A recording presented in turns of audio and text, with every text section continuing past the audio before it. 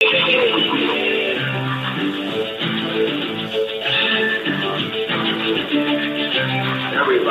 got a price. Everybody's gonna pay. Everybody's Ted DiBiase, the $1 Million Man, and you're listening to the Wrestle Talk Podcast.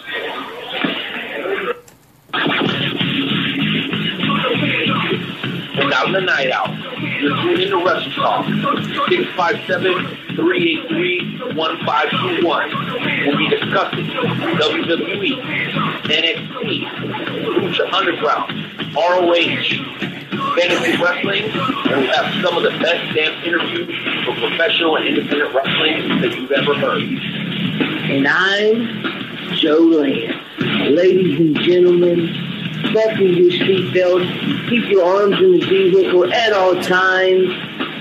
Wrestle Talk begins in 5, 4, 3. What up, Facebook Live? Thank you guys for being here, man. Share this thing, baby. Tap the screen, man. It would be greatly appreciated. Thank you guys for being here.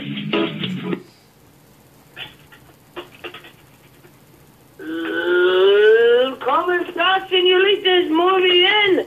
¿Cómo está, señores and señoritas? Nightmare Jones here. It is Wednesday night. It is time for the Wrestle Talk Podcast with Joe and Rene. And that's right, I am still drinking my Dos Equis Mexican beer. And my goodness, it's got me feeling like...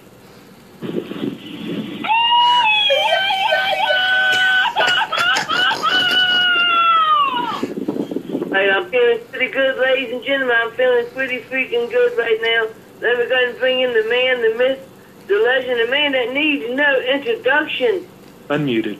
The Night Owl. What is going on, my friend? Yo, what is up, Nightmare Jones? Nightmare Jones, it is so good to be here once again on Wednesday night. I love that opening, man. That puts me in the mood, baby, to do the Wrestle Talk Podcast, where we try every single week to get better and to obviously keep it official like a referee with a golden whistle. Nightmare Jones, it's been 6 days and some change since we talked last time, man. How the hell have you been, bro? Oh my goodness, I am doing really, really, really good. I decided today to go a little bit old school and playing some games, so I pulled out the old Dusty Genesis, made sure that it worked, and I've been playing a football game that you probably never even heard of. It was, I believe it's the NFL, Joe Montana NFL Football 92. Probably never heard of it. Bro, you know what, man? I have heard of it. I never had the pleasure of playing it, but I love retro games. You know your boy, you know I own a Super Nintendo, and I got Mortal Kombat. I got Super Mario World, bro. I love the retro games. Definitely a great choice. And you know what, Joe? You're not drinking alone tonight, man, because as our friends on Facebook Live can see right now, I am pouring myself an adult beverage. Hold on. There we go. That's about right. I am trying Canada's very own Pendleton Bronco whiskey, mixed with just a splash of pineapple juice. Don't mind me if I do. Let me go ahead and get that pulled up. I have been known to pour a pretty mean drink, Devil's Cut and Coke. I've been known to pour a pretty good Devil's Cut and Coke. Nightmare, are you alluding to the time where you tried to poison me, bro? I don't know what you're talking about. I just wanted to put this out here right now. Ladies and gentlemen, I do have some breaking news. This is going to be, you're going to enjoy this one. All right, what do you got? All right, ladies and gentlemen, I, Nightmare Jones, am once again coming to Kansas. For what? For Universe Mania 4. Once again, I, Nightmare Jones, am coming to Kansas, Universe Mania 4. And you know what? I think that since you like to play retro games, I guess I'm going to have to bring my Sega Genesis in my sports games. I got basketball, I got football, and we're going to have ourselves one heck of a time.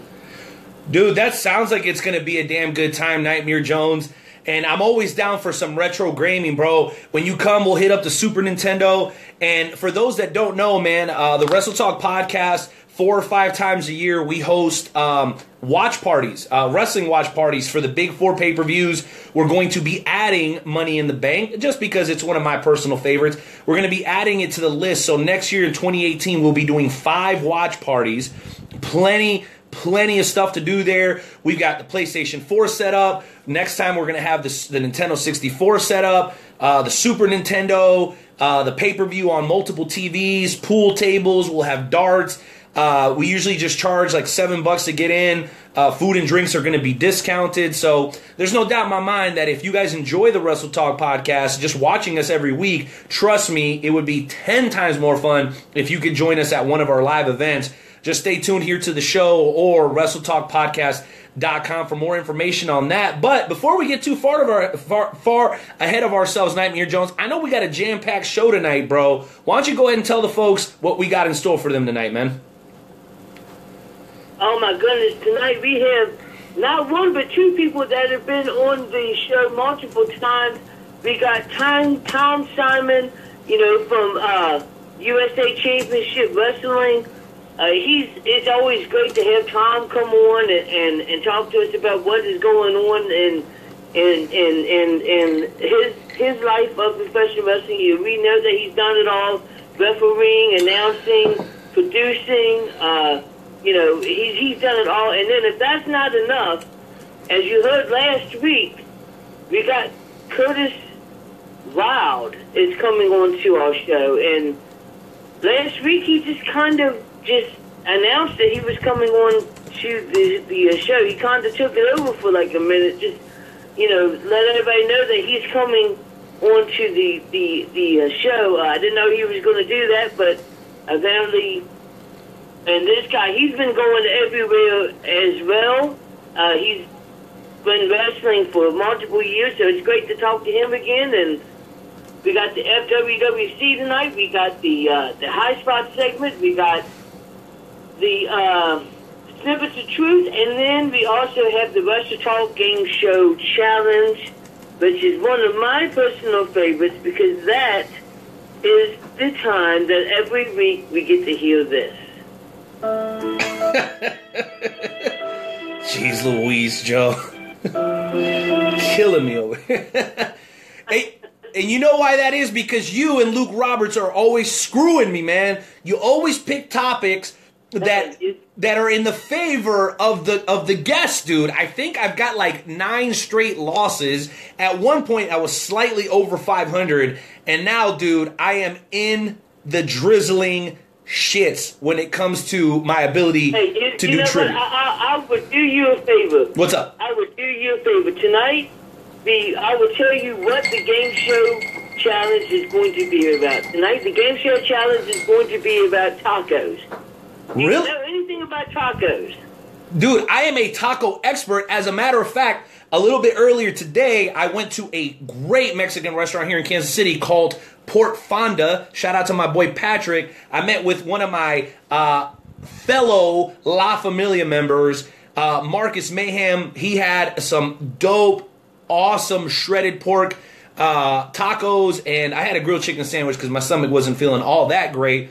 So, dude, I am a taco expert. But before we go any further, man, I got to give a little bit of props, man. Port Fonda's a great establishment, so shout out to Patrick. And then I also had my buddy John.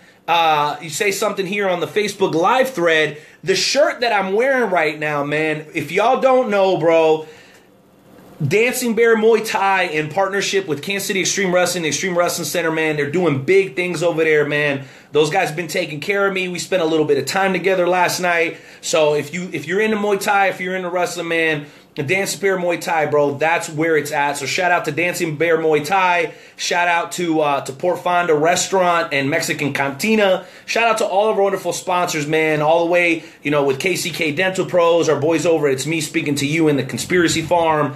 Mark Marrow, man, the Masked Saint. I could just keep going and going and going, dude. But it's all love, dude, because everybody that shows us love, we try to show love back tenfold. And in this case, we'd like to welcome in Dancing Bear Muay Thai to the Wrestle Talk family, dude. Because tell me what, Joe, I know you can jump on and watch the Facebook Live thread. I know we're still trying to work it out where you can actually be a part of it as well. But this shirt is freaking sick, bro. Actually, I'm going to get up so maybe y'all can make out what it says in the back. I don't know if you can or can't, maybe. I don't know. But that thing is fresh, bro. T-shirt is absolutely fresh. I'm telling you right now, you guys got to get your mind straight. If you want to work out somewhere, you want to be able to kick some ass, you got to definitely check out my boys over at Dancing Bear Muay Thai. And, hey, dude, as the show kicks off, man, I want to tell you right now, bro, we got Alex Med in the house. We got Jimmy Kyle in the house.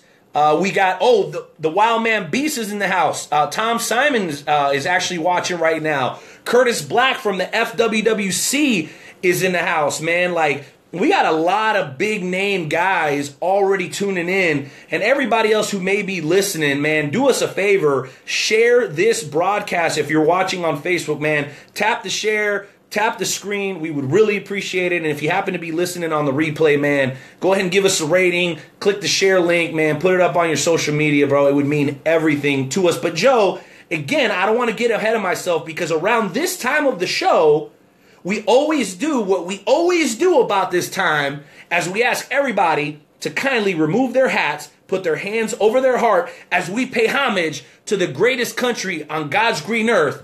And that's America, damn it.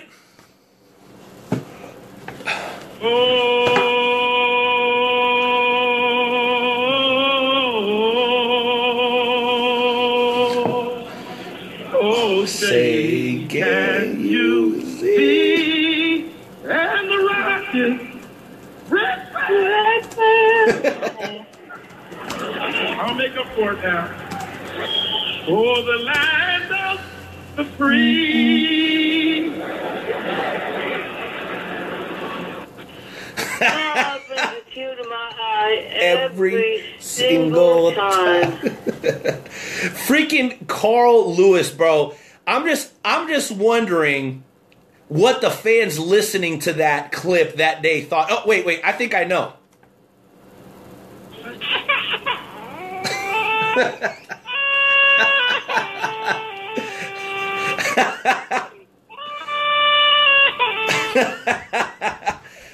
Shout out to Carl Lewis. Joe, man, it is time to get into the high spot segment. For the next, looking at the clock here, for the next 18 to 20 minutes, man, we want everybody that's tuning in to continue to tune in. But what we really want you guys to do is to call in, man. We're going to talk about professional wrestling on all levels, whatever you guys want to discuss. We want to touch on, this is just the stuff we want to talk about, but you guys can change it and do whatever you want.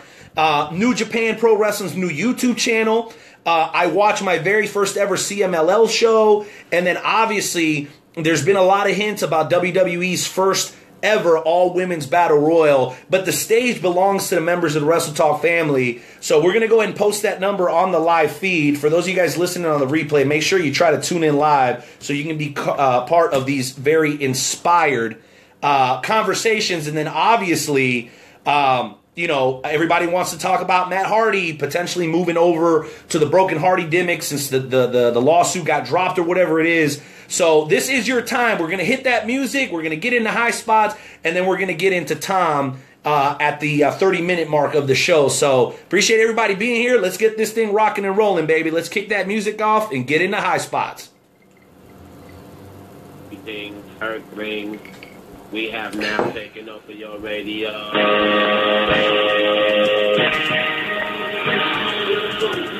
Hit 'em high, hit 'em high, hit 'em high. You hit 'em low, hit 'em low, hit 'em low. Hit the hole. The fight got no game. I'm breaking your brain coming through like a train. All right, ladies and gentlemen, Nightmare Jones, it's time for high spots. Why don't you kick it off, bro? Oh my goodness, you want me to kick it off? Well, I mean, if we're going to talk about something that we definitely need to talk about, I think that the one thing we have to talk about is the new ladies that have been showing up on Monday Night Raw and SmackDown. I mean, I'm talking about Paige and I believe it's Liv Morgan and what is the other, and the MMA fighter, and then the next night on SmackDown, you had Ruby Riott and 2 other ladies show up. What do you think about all these, the WWE bringing up all these ladies at one time? Bro, you know what? I got a lot of thoughts, man. And again, I want to make sure everybody knows the number is 657-383-1521. Again, 657-383-1521. We want you guys to be part of the conversation here tonight. But man, dude, I am loving the infusion of the new talent. I've heard arguments online that some of the girls aren't 100% ready to be up on the main roster. You know, a lot of people are arguing that like Liv Morgan hadn't really done too much when it came to what she was doing down in NXT. So maybe they felt like it was a little bit accelerated. You know, I've heard a lot of people make the argument that you know, Peyton Royce maybe should have got called up a little bit earlier, or Billie Kay should have been called up a little bit earlier than some of the girls that did. But you know what, dude? I'm digging it. I'm digging this infusion of new women. I think as far as the top female talent on both rosters, I mean, we've pretty much seen, you know, Sasha versus Bayley, and we've seen Charlotte versus Becky, and Becky versus Sasha, and Bayley versus Charlotte. I mean, we've seen it go back and forth. Once you go down from that top tier down to the second tier of women, I think that second tier needed an infusion, and then you sprinkle in Ruby Riott, spelt with 2 T's now. Let's not forget, shout out to Curtis Black for reminding us of that. You're talking about 2 superstars that can immediately come in and wreak some havoc, and they have some pretty decent name recognition, particularly Paige, because she was a part of the main roster before. So honestly, if we're going to give it a rating, and you know I like to do my ratings in super kicks, Joe, I'm going to have to give it a 4 out of 5. I like the infusion of the women on the main roster. I think that gives them a lot more to play with as far as how they're going to weave these storylines without us having to see so many repeat champions. And if we actually get this all-women's battle royal, this could make for some interesting television whenever they decide, if they decide to go ahead and move forward with the Women's Royal Rumble, bro. But I'm curious, what do you think about it, Joe? Absolutely, and actually now looking at the notes, on Monday Night Raw, it's Paige, Sonya Deville, and Mandy Rose, and then on SmackDown, it's Liv Morgan, Ruby Riott, and Sarah Logan. Sonya Deville, she's the former MMA fighter, and you can definitely see she has more of like a strong style. You know, she throws more knees. Her finishing move is like a jumping roundhouse kick to the head. I think that it is freaking awesome. I love the fact that they brought these ladies up, and I understand why some people would say, you know, people like Peyton Royce should have been brought up more.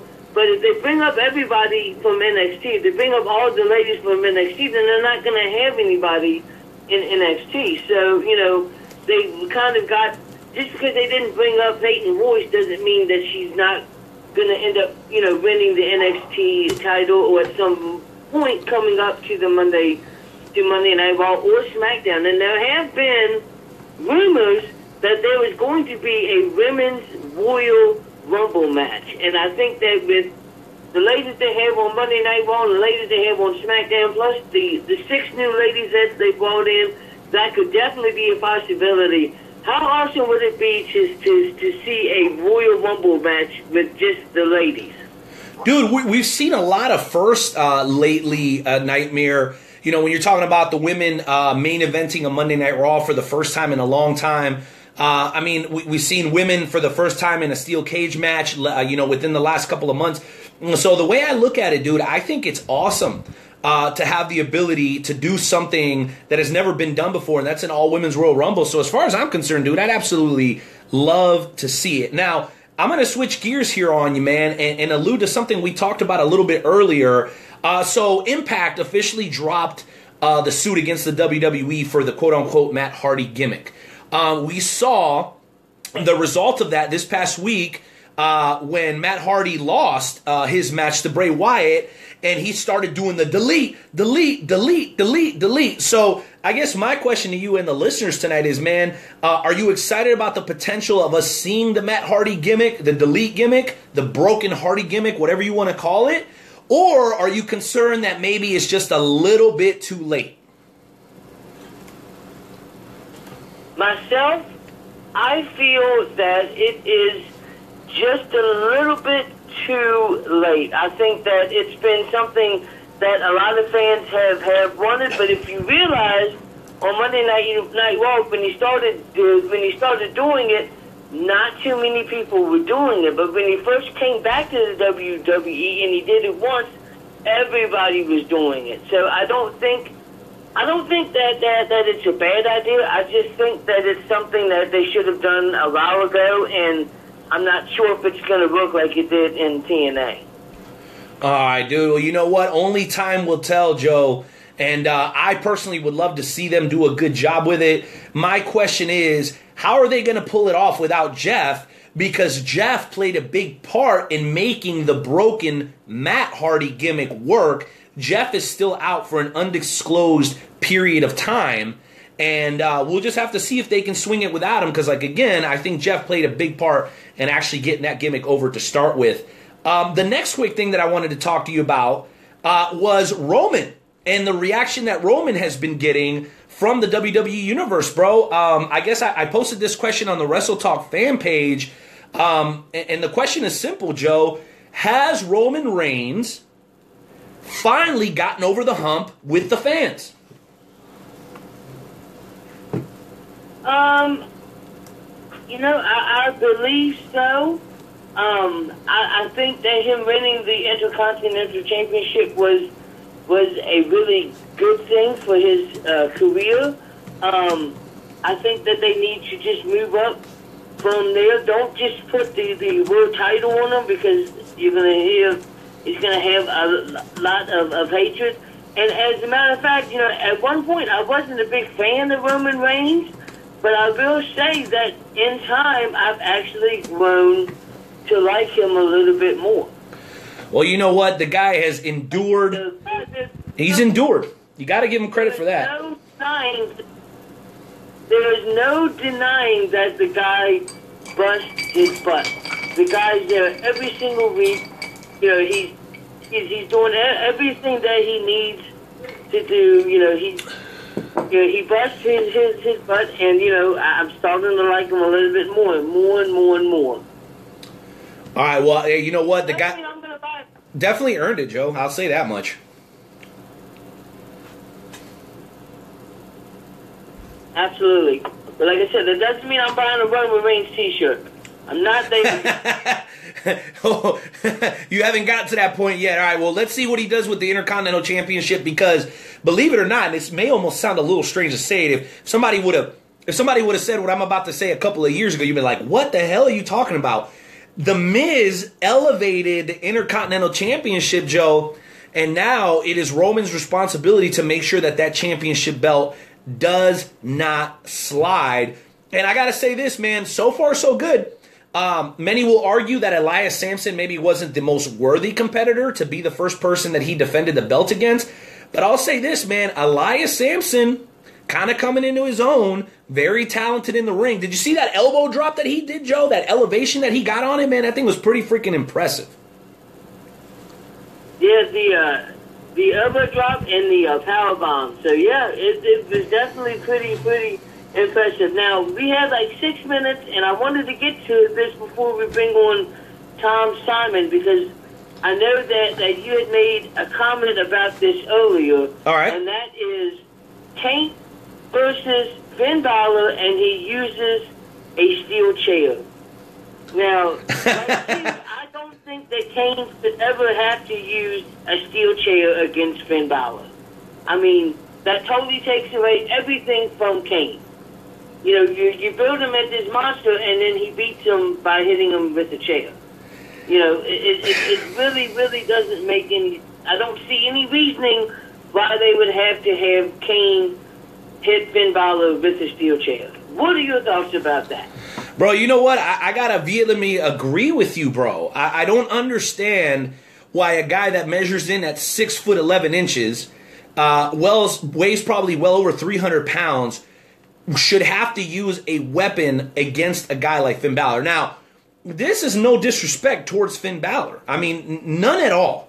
But the truth of the matter is, there has to be a certain sense of realism when it comes to pro wrestling, and I don't get why they would have to use somebody that's that big. Why they would have somebody that's that big have to use a weapon against somebody that's that small. As great as Finn Balor is, I think size does a pretty good job of speaking for itself, Nightmare Jones.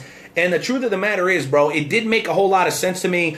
If you're really, truly interested in putting Kane over, there's no reason in the whole wide world that he should have to use a chair against Finn Balor. There are just some things, and maybe you can call me particular, maybe I'm being a bit of a fussy fan. It's just things like that tend to drive me a little bit crazy, because as they attempt to turn this into the reality era, okay, they shouldn't do stuff like that. And to my boy Curtis Black's point on the Facebook Live feed, if they wanted to pull the DQ angle, there was a lot of other ways that they could have done it. They could have had, Kane choke Finn Balor in the corner and not respect the 5-second rule. I mean, they could have done a lot of different things, Nightmare Jones, and I'm not really sure why they did it. On that note, Joe, I'm actually getting a pretty important phone call over here on a personal note. I'm going to hand the microphone over to you for about 2 minutes, man. I will be right back, and then we'll get right into Tom Simon. Is that cool? That's absolutely cool. I'll be right back, buddy. Take it away. Awesome. Let's see here. What else could we talk about? My goodness, we could talk about what happened last night on SmackDown. You had the breakup of the bromance. The Hype Bros, I should say. The Hype Bros. Mojo Rawley and Zack Ryder broke up. Mojo Rawley attacks Zack Ryder after the match and just literally beat the crap out of him. I mean, it was absolutely brutal just seeing him just stomp out this guy that, was his tag team partner. But it's something that we've seen coming for a while now. We knew that Mojo Rawley was acting differently, and each time that they would lose, it seemed like he would get angrier and angrier and angrier, and I guess finally...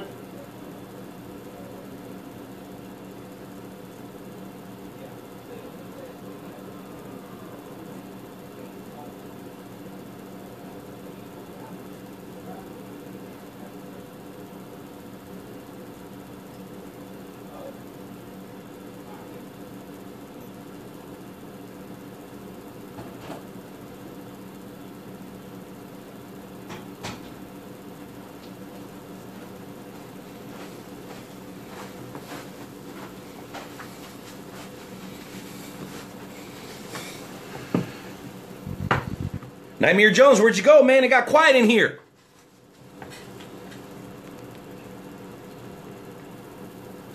Nightmare.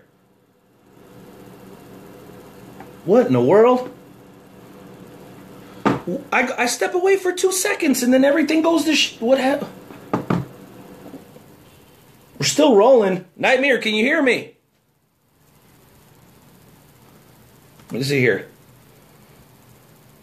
Oh, nice. Cool. It looks like we got Tom Simon on the line. That's fantastic.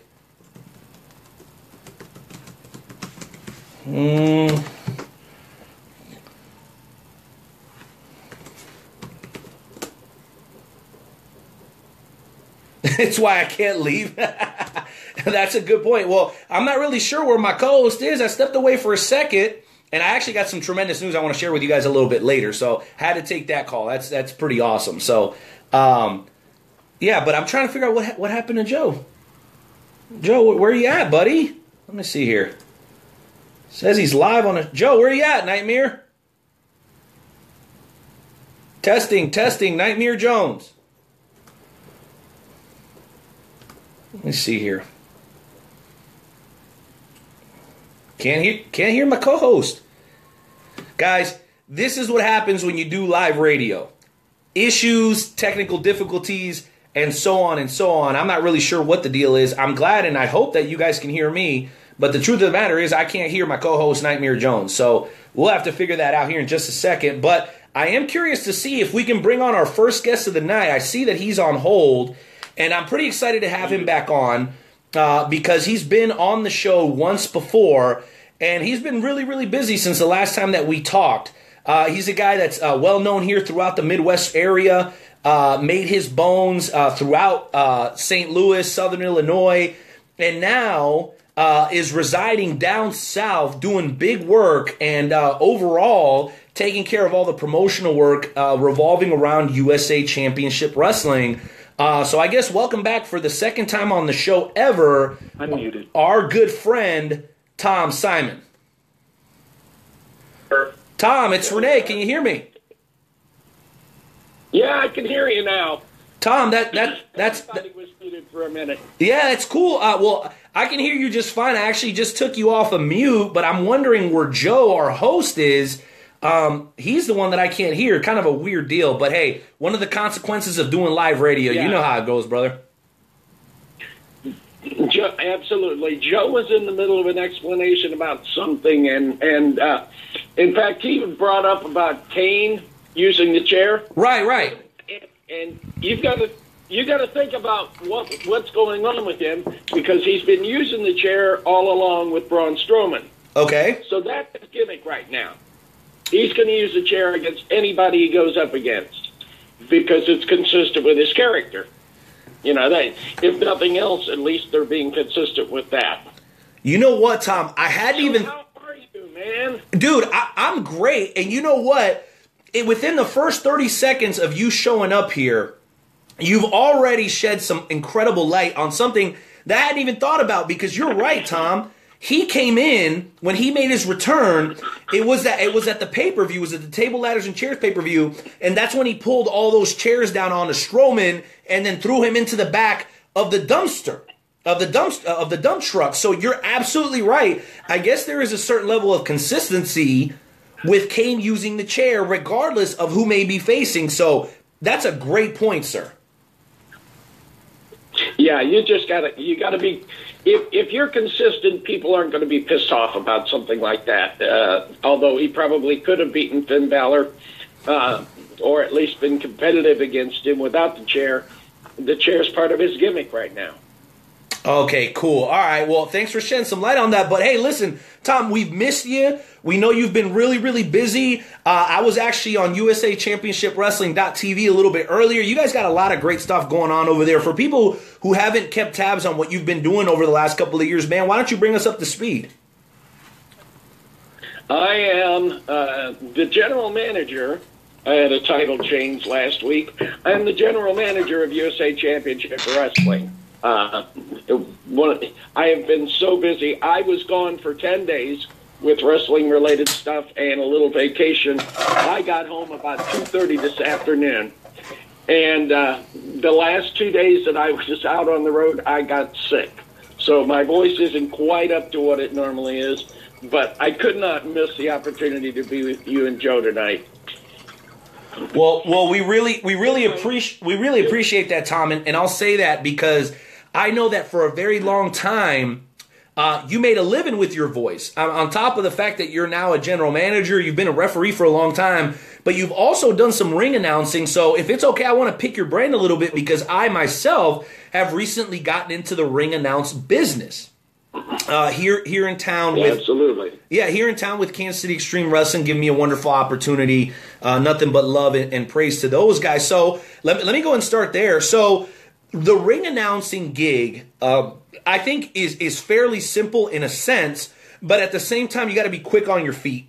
One thing that was really important to me, and you can tell me if I'm right or wrong on this, the one thing that was really important to me is to make sure that I pronounce the names of the guys correctly, because ultimately your job is to elevate them and to give them a stage or a platform so that when they come out, the fans are either going boo really hard or yay really hard versus them being indifferent. So I'm curious, Tom, is that kind of the right line or thought process to use when you're thinking about introducing and announcing people? I mean, you want to make sure that you pronounce their name correctly, right? Because that can take away, I imagine, some of that motivation and enthusiasm that they have if right before they come off, come out from the back and go through the curtains, immediately they're already like, this guy couldn't even pronounce my name right. So what are your thoughts on that?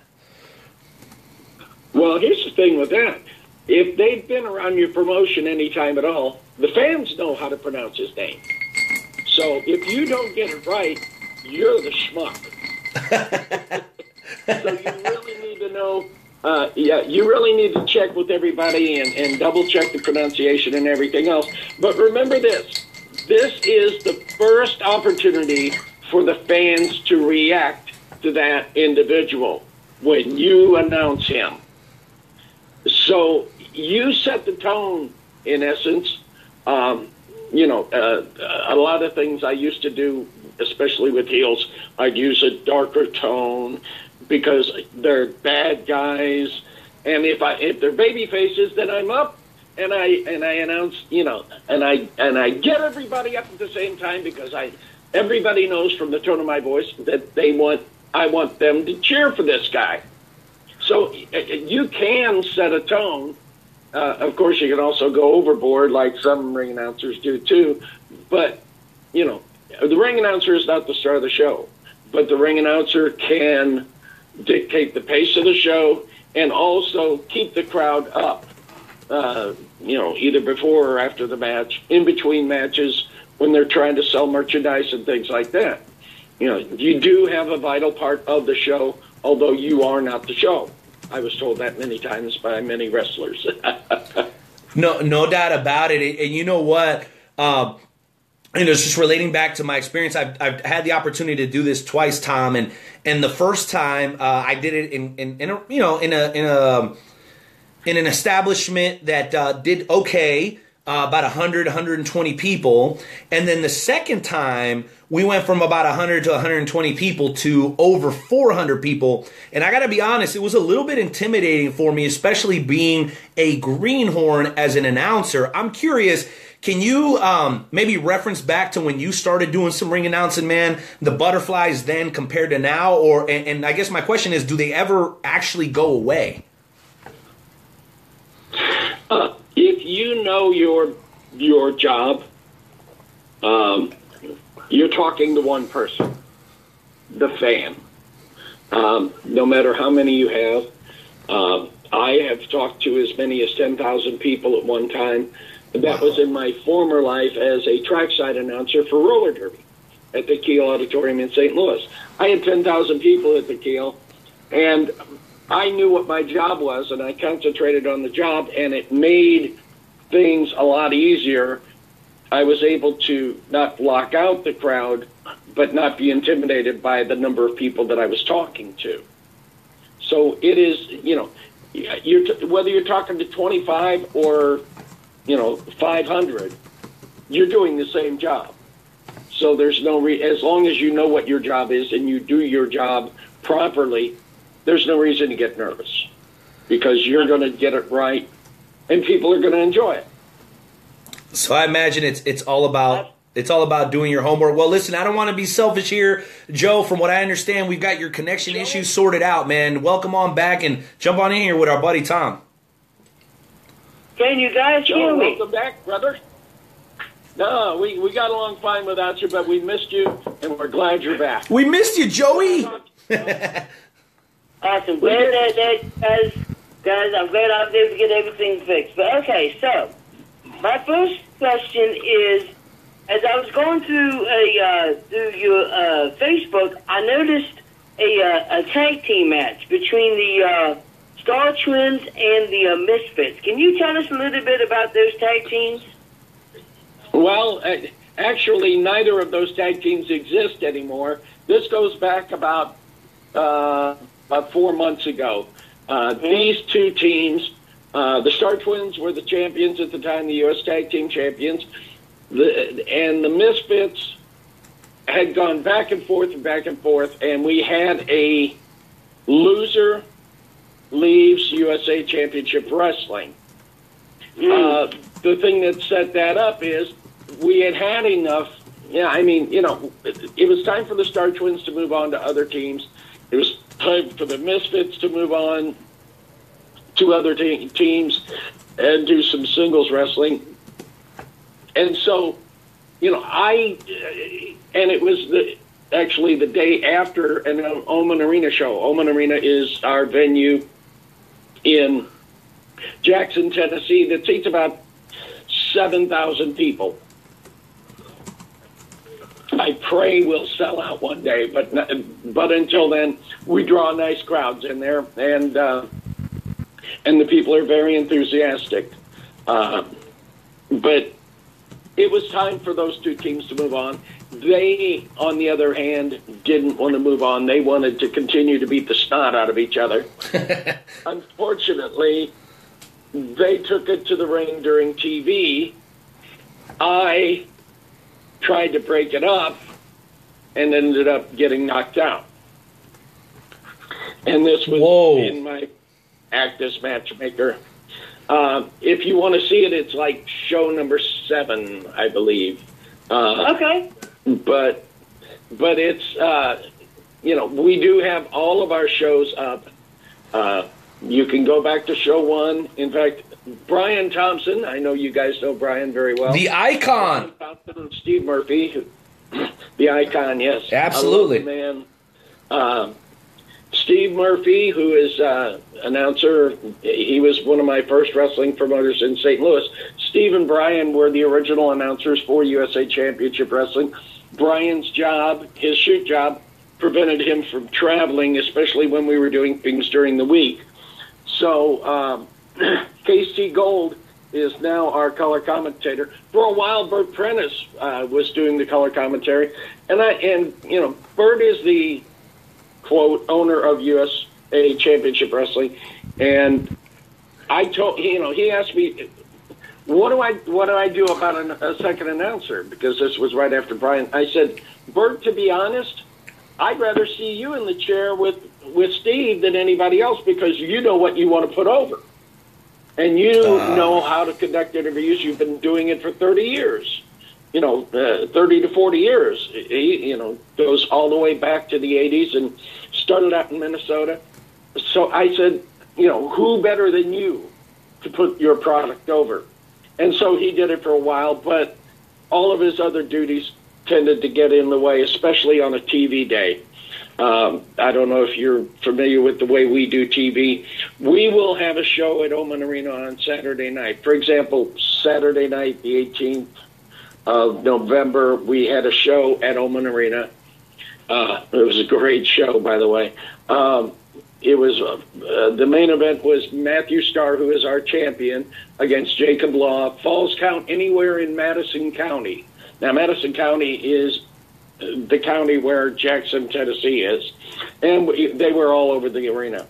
So the next day, we do 3 TV shows. We record 3 TV shows in a studio that we have set up in Oman Arena down in the basement.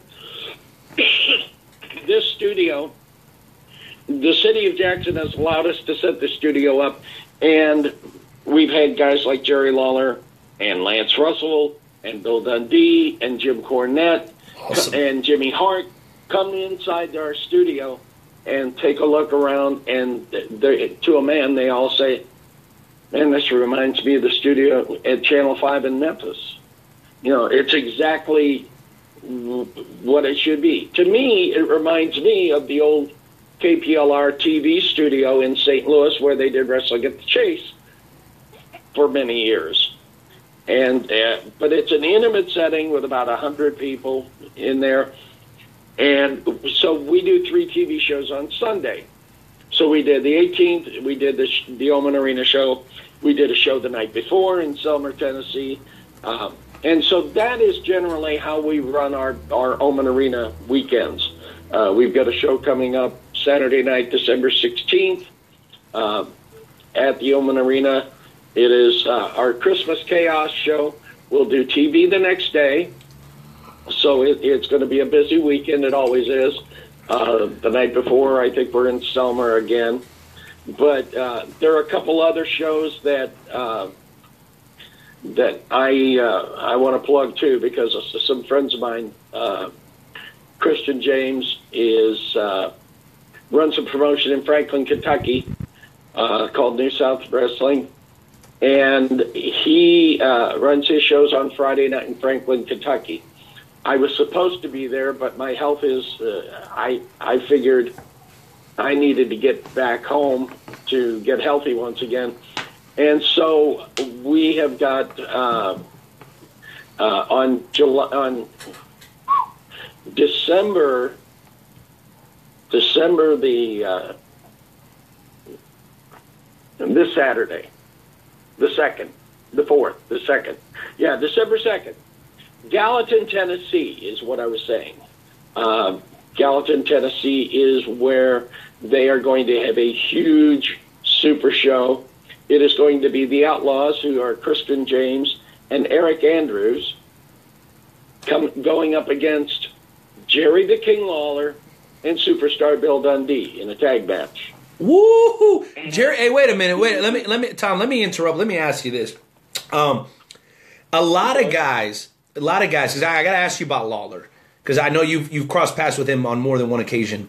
So there seems to be, I absolutely do. Right, there seems to be at least a collection or a pocket of fans that will see a guy like Ricky Morton or Terry Funk or Jerry Lawler, and they'll go, "Come on, man, you're fat, you're old, you're this, you're that." And I actually saw, who was that, Joe, that we interviewed that was absolutely fantastic? Old school, he was a part of the FBI, Full-Blooded Italians, but he's actually a country boy, the Wild Eye country boy. Help me with the name, Joe, I can't remember. Smothers. Right, Tracy, right. Right, okay, thank you guys, thank you. There's a pocket of fans that like always have something to say about the legends past their prime. It's always a couple of jerks in the crowd. What do you say to those fans that don't know how to appreciate the legends? Because I find it highly disrespectful. The way I look at it, had it not been for, you know, the Rock and Roll Express and the Midnight Express and the Funks, and, you know, we wouldn't have what we have today. But there always happens to be a small group of people that just can't be respectful about some of the OGs, as I like to refer to them respectfully, in wrestling. I mean, does it bother you a little bit? Because, I mean, no one can deny the legendary status of a guy like Jerry Lawler, right? Absolutely. By the way, it is the King's birthday today, so happy birthday, Jerry Lawler. Oh, awesome. We won't say how old he is, but it is his birthday today. And Bill Dundee, Superstar Bill Dundee, was on our last show. He wrestled Matt Riviera. Now, I don't know if you know Matt Riviera. He is a millionaire, had his own promotion, the one that I worked for, TCW in Arkansas. And so Matt wrestled Superstar Bill Dundee, and Dundee beat him with a sleeper hold. I mean, you know, I thought Matt was smarter than that, obviously not. But Dundee wrestled on the last show. We have guys that are, and we bring them in because, number one, they're entertaining. They can still move. They can actually move around. You know, I've worked with Ricky and Robert, Rock and Roll Express. They've come in for us. It is just unbelievable the shape these guys are in for their age. I mean, Ricky and Robert can do pretty well anything they want to do in the ring. Still, Ricky runs his own wrestling school called the School of Morton in Tennessee. You know, these guys are still in shape. You know, they're in better shape than I am, for God's sakes.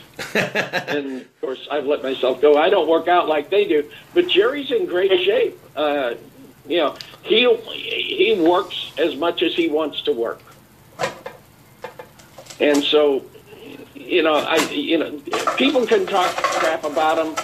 I just blow them off because the best thing for me is I get to be entertained. I still get, you know, I get the rub still, and I love it. And it's just great. So, you know, USA Championship Wrestling is going strong. Brian Christopher is going to be there. Oh, share, please. Brian Christopher is going to be there on December 16th. He's going to face Vordell Walker. And Vordell Walker is a guy from Georgia who I have worked with. He's worked for USA Championship Wrestling before, but this guy's got a physique like nobody's business. He is awesome. And it's going to be a great match. We've got a couple matches set up for the 16th. I've got to give a plug, before I get too far along, about our Christmas toy drive. For 20 years now, Bert Prentice has done a toy drive for the promotion that he works for, USA Championship Wrestling. And for years, he has given away between 3,000 to 5,000 toys away to kids in Tennessee. You know, Middle Tennessee, the Nashville area, the Memphis area. Wherever we run, we give away toys to kids, toys and candy. We are, raising money right now on our website, both of our websites, omanwrestling.com, O-M-A-N, wrestling.com, or usachmpionshipwrestling.tv. Now, the USA Championship Wrestling.tv is the place where you can see all of our shows from show 1 all the way up. In fact, I'm in the middle of working on this Saturday show. It is an amazing, a lot of fun. We've got a great production crew. Gary Lockhart is just a master at what he does and gives me a great product that I don't have to do much with. Once he sends the show to me, I'll put commercials in, I'll suggest graphics and things like that, but the show's pretty well done when I get it. I got it today before I left Illinois, drove back to Arkansas. By the time I got back here, set my computer back up, and I'm actually in the middle of working the show right now and doing the run sheets for it. When I finish with you guys, I'll go back to work on the show because I've got to get it out to the syndicators. We are on High Spots Wrestling Network. We are on Pivot Share. And we are also on our own website. And the show goes live Saturday mornings at 11 o'clock across all of our platforms. And it's just, it's a great lot of fun. I've gotten to host a show a couple of times when we've done our best of shows. And, I still got my hands in the TV side of the business and love it. But the best thing about it is I'm still in the business, and I've been blessed to have people tolerate me enough to want me around. I have a pain-in-the-ass manager by the name of Lucky P. Larson, Esquire, manager to the stars. He is actually a lawyer and a pain in the ass. Aren't those two Tom? Aren't those two things interchangeable? Yeah. Lawyer and pain in the ass. I mean,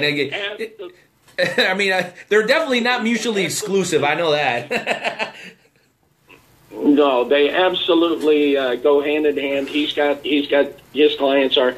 We were talking about the Misfits, and he's moved on to working with Matthew Starr some.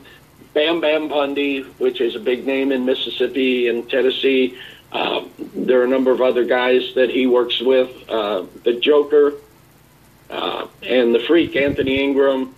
He's got his own fan club called the Legion of Lucky.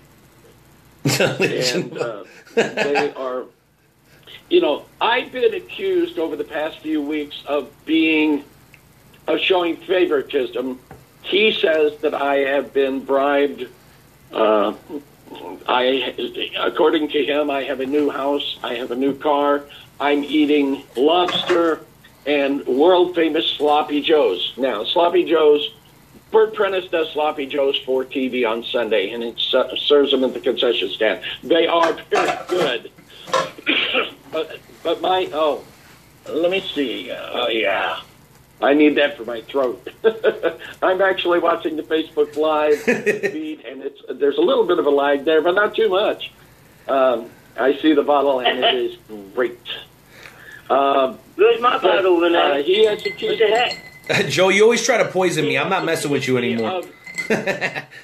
Of being paid off by these by somebody and keeping his wrestlers down. It just irritates the heck out of me. Isn't that just an excuse, Tom? You've seen, I mean, let's just be honest. Isn't that just an excuse that losers use when they can't win? I'm just saying. I'm just saying. I know you're supposed to be unbiased, but that to me sounds like a guy that can't get himself over, that wants to say, the man is holding us down. I mean, that's Joe, doesn't it sound like that to you? One of his wrestlers...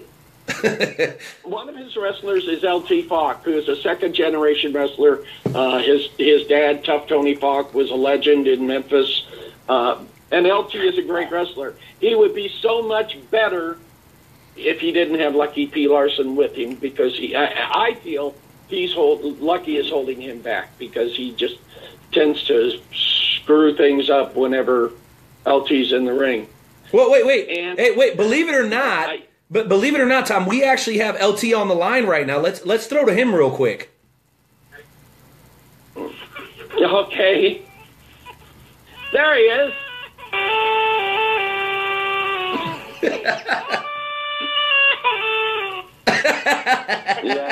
Ladies and gentlemen, LT Larson. Better than that, though. Oh my goodness, that's so good, Joe. Joe, real quick, I know you had at least one last question before we get into shoot and shout. Why don't you jump in with Tom here, real quick? I do. Real quick. You used to announce for the Midwest Thunderbirds. Now, I'm not quite familiar with the Midwest Thunderbirds. What are were the Midwest Thunderbirds, and how did you get into announcing for them? That's 1975, before most of you were born. The Midwest Thunderbirds were a roller derby team. They were actually the Los Angeles Thunderbirds, and they moved to the Midwest when L.A. was in a gas crisis, and you couldn't get around L.A. and drive from one venue to another. So they moved, and they ran on Friday night. They ran in Chicago at the Chicago Amphitheater, historic old venue. Saturdays, they would be either in Louisville, Cincinnati, Memphis, Indianapolis, Terre Haute, somewhere in the Midwest, Hammond, Indiana. And then on Sunday afternoons, they were in St. Louis at the Kiel Auditorium. Great historic venue. If you are a wrestling fan worth your ilk at all, you know that there were a number of NWA title changes that took place at the Kiel Auditorium in St. Louis. Well, I was fortunate enough to fall into that job in 75. The story is probably longer than we have, because I don't want to take Curtis Wydle's time away, because he and I don't get along anyways. Wait, who the hell does he get along with? Hey, Tom, half the time he doesn't get along with his own manager, so don't feel bad. I mean, let's just be honest. Yeah, sometimes his manager, but not very often. But anyway, I just fell in because Chet Kopic, bottom line, Chet Kopic was the announcer for the Thunderbirds, and he quit because he got a job doing sports at Channel 2 in Chicago, which is a CBS affiliate. He didn't show up. There was a skater trying to announce, and this is where we go back, Rene, and talking about the announcer setting the tone. Well, he was so boring you could hear crickets. And so I wanted to help him. And I finished out the first half. At the end of the half, he went back to the dressing room. I sat there at the table because I was friends with the guy who ran the scoreboard. It was a union job. He ran the scoreboard, but he hated it because he didn't know how to keep score. I sat there, kept score, and told him how many points to put on each side of the board. So Pete Kelly, the guy who was doing the announcing that day, was a skater, but he was injured, so he couldn't skate, so they sent him out to announce. He comes back out and says, "Come with me." I go, "Okay."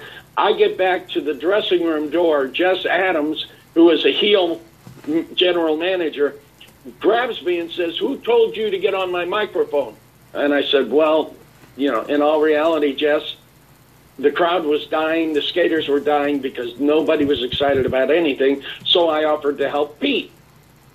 And sure enough, he says, well, all right, go ahead and do the second half and then come back and see me afterwards. And then that day, I was hired as the trackside announcer for the Midwest Thunderbirds. Boom! I ended up doing the games in Chicago, just doing the weekend. It's got right place, right time, with enough empirical knowledge about the sport to be able to talk a good game.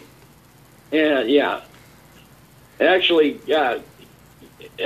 Chet's big buzzword was bango. I couldn't quite bring myself to saying that. It's not a boom. But I couldn't bring myself to say bango because it sounded kind of squirrely to me. But anyway, that's the Midwest Thunderbird story in a nutshell. It'll be in my book. If I ever get around to writing it, I could probably do 3 or 4 chapters on the roller derby and traveling in putting 2 teams in 3 cars. That sounds fantastic. All about 20 skaters. And you know what, Tom? Believe it or not, I've also got a couple of guys from Wisconsin that are saying hello. A couple of guys from Missouri, Kyle, Chad, and then I guess Kyle is saying that on behalf of Tommy Dreamer, I don't know if you've ever had any interaction with Tommy Dreamer, but I guess he says hello too. So I guess, hey, Tom Simon is over. Is that Kyle Wagner? Kyle Wagner, that's right. Is that Kyle Wagner? It is. Kyle from Green Bay. He is a huge Green Bay Packers fan. Kyle and I are friends on Facebook. We don't fault him for that, Tom. We don't fault him for being a Packers fan. It's okay. I don't, he's like a brother. But yeah, we used Tommy Dreamer a number of times in TCW. In fact, he was at the last TCW house show in Fort Smith, Arkansas. Oh, that's. But yeah, that's awesome. Absolutely. So glad everybody is enjoying the show. I looked back and found out the last time I was on was last December. Guys, we got to do this more often. Well, you know what, Tom? I'd be happy to do that. I know Joe would too. I actually just shot a message to Joe on Messenger and said, guys, honestly, I could probably talk to Tom Simon all day. But listen, Tom, before we let you go, there's one last thing I want to touch on. We usually do the shoot and shout segment at this point. But there's something that I think we need to shed a little bit of light on that's more important than the shoot and shout. And by the way, Kyle says, happy holidays, bud. Much love from Wisconsin. Thank you. But anyway, yeah. So I saw you posted something about 10 days ago, and I'm going off of your Facebook page. It says, what a marvelous night in Jackson, Tennessee. Can't wait for TV tomorrow. Studio A, Almond Arena, doors open at 2. Thanks to JBBJ TV, Channel 7 in Jackson, for a great story on the 10 p.m. news. With the few moments that we have left, Tom, you care to tell us exactly what that show was all about and how the veterans and their families played a part of it? Because I think it's a pretty awesome deal. Our show was on November 18th because it was the date that was available at Oman. But we knew that it was close enough to Veterans Day that we wanted to pay tribute to the veterans. So we gave veterans and their families, at least the veterans, free tickets to the show. And one of the pictures that got posted was we hooked up with some of the local National Guard and reservists, and they had a color guard that they put together. I mean, these were guys from different units who had never actually worked together as a color guard. But Channel 7 came out, shot a number of interviews, shot the color guard in action, and actually being the guy with the biggest date of rank, I left the service as a captain.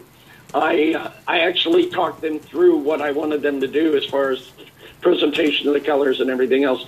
It was just a great night all the way around. I could not have been more proud to be associated with the military at that point. We had a great night.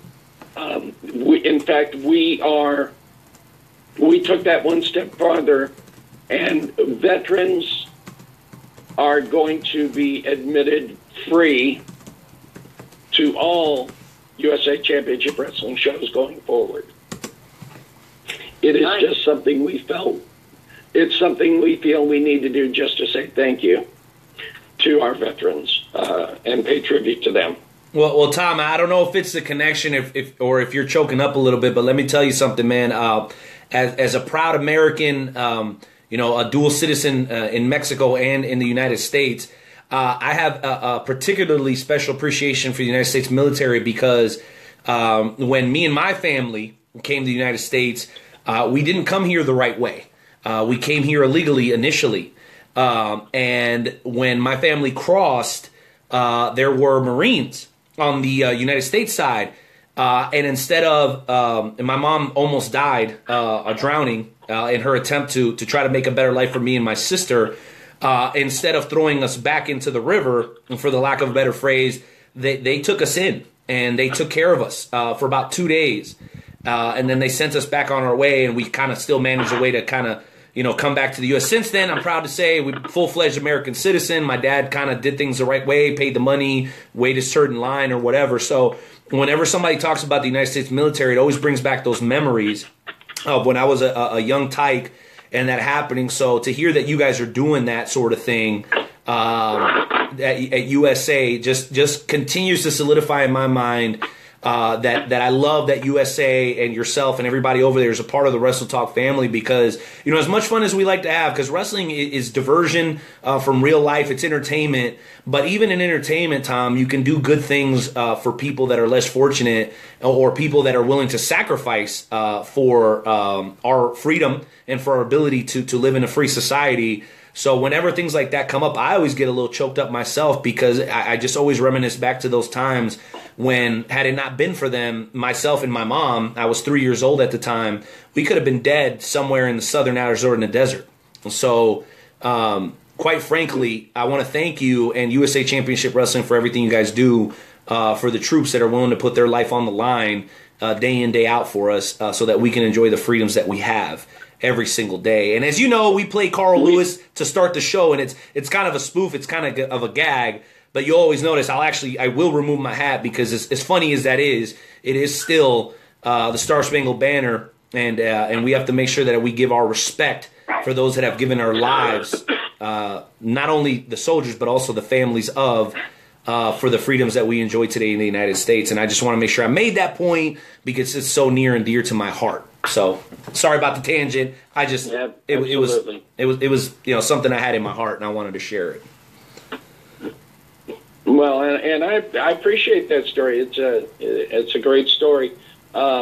Between the veterans and the toy drive that we've got going on right now, if anybody wants to contribute to it, they can go to omenwrestling.com or usachmpionshipwrestling.tv. There is a banner at the top that says donate. Click on it, $1. Guy walked up the other night. We were at a show. Guy walks up and hands Bert a $100 bill. He says, "This is for the kids." Now, nobody asked him to, but it was just an example of how awesome wrestling fans are. And I love the USA Championship Wrestling family. And the family extends out to the fans because everybody has that kinship. Everybody, we are a close-knit group. There's no doubt about it. Joe, we got to make our way down to Tennessee in 2018, man. We got to make a point to do that, as well as visit our buddy down in Texas at the Pro Wrestling Hall of Fame, Mr. Mantell. So, Tom, hey, he's a great guy, man. He really treated us well when we talked to him on the phone, yeah, definitely a class act just like you. Ladies and gentlemen, been an honor and a pleasure once again to spend a few minutes with our buddy, our brother from USA Championship Wrestling, Tom Simon. Tom, thank you so much for being on the show, man. One last time, tell people how they can get caught up on everything related to USA Championship, please. Well, you can follow us on Facebook, USA Championship Wrestling.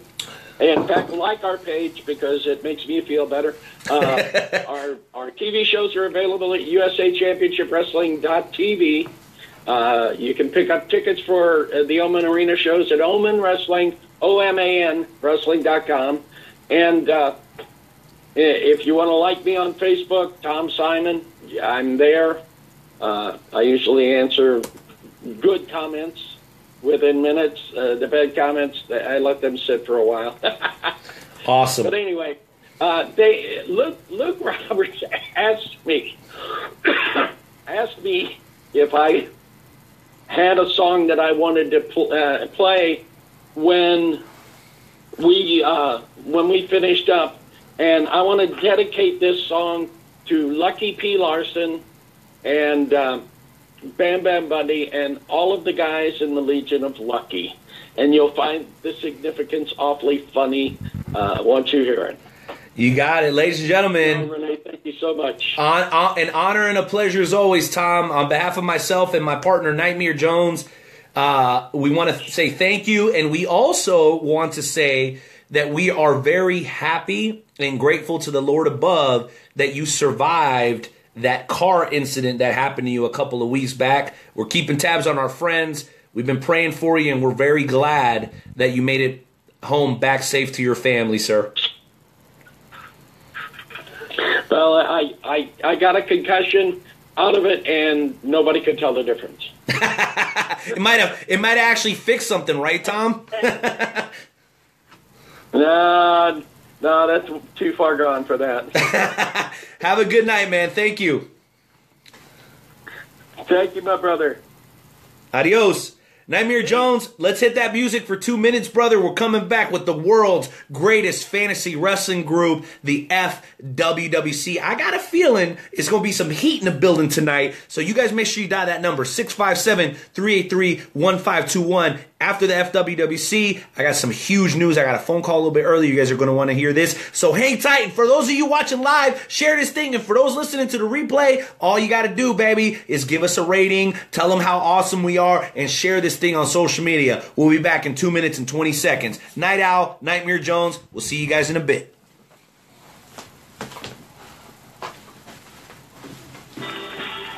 Well, yesterday's Rico. It's today's Sloppy Joes. And my breath reeks of tuna, and there's lots of black ants coming out of my nose. Oh, pokies and grinders, pokies and grinders. Navy beans, navy beans, navy beans, navy beans. Pokies and grinders, pokies and grinders. Navy beans, meatloaf sandwich. Sloppy Joe, sloppy, sloppy Joe. Sloppy Joe, sloppy Joe. Sloppy Joe, sloppy Joe. Sloppy Joe, sloppy Joe. One morning that I woke up to see all the pepperoni pizza was looking at me. It screamed, why do you burn me? And stir me up cold. I said, I got the spatula, just do what you're told.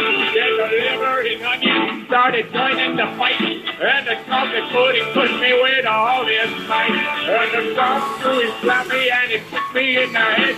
Coffee then lunch lady said the garlic bread. I said, what did I do to make you all so mad? You got flabby arms and your breath is bad. Then the green bean said you better run and hide. But then my friend Sloppy Joe came and joined my side.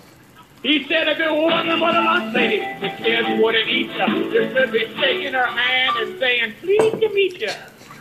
She gives you a person and she gives you a roll. You should be kissing her feet and kissing her more. Now all the angry dudes just leave me alone. And we all live together in a happy home. A back to Sloppy Joe, Sloppy Joe, yeah. Sloppy Joe, Sloppy Joe, yeah.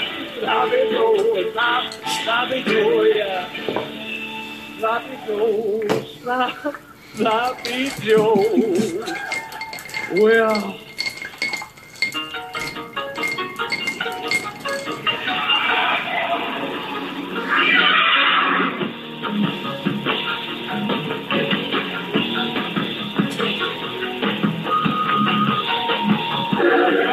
hey, wrestling fans, Ricky the Dragon Steamboat talking at you, and you're listening to the Wrestle Talk Podcast.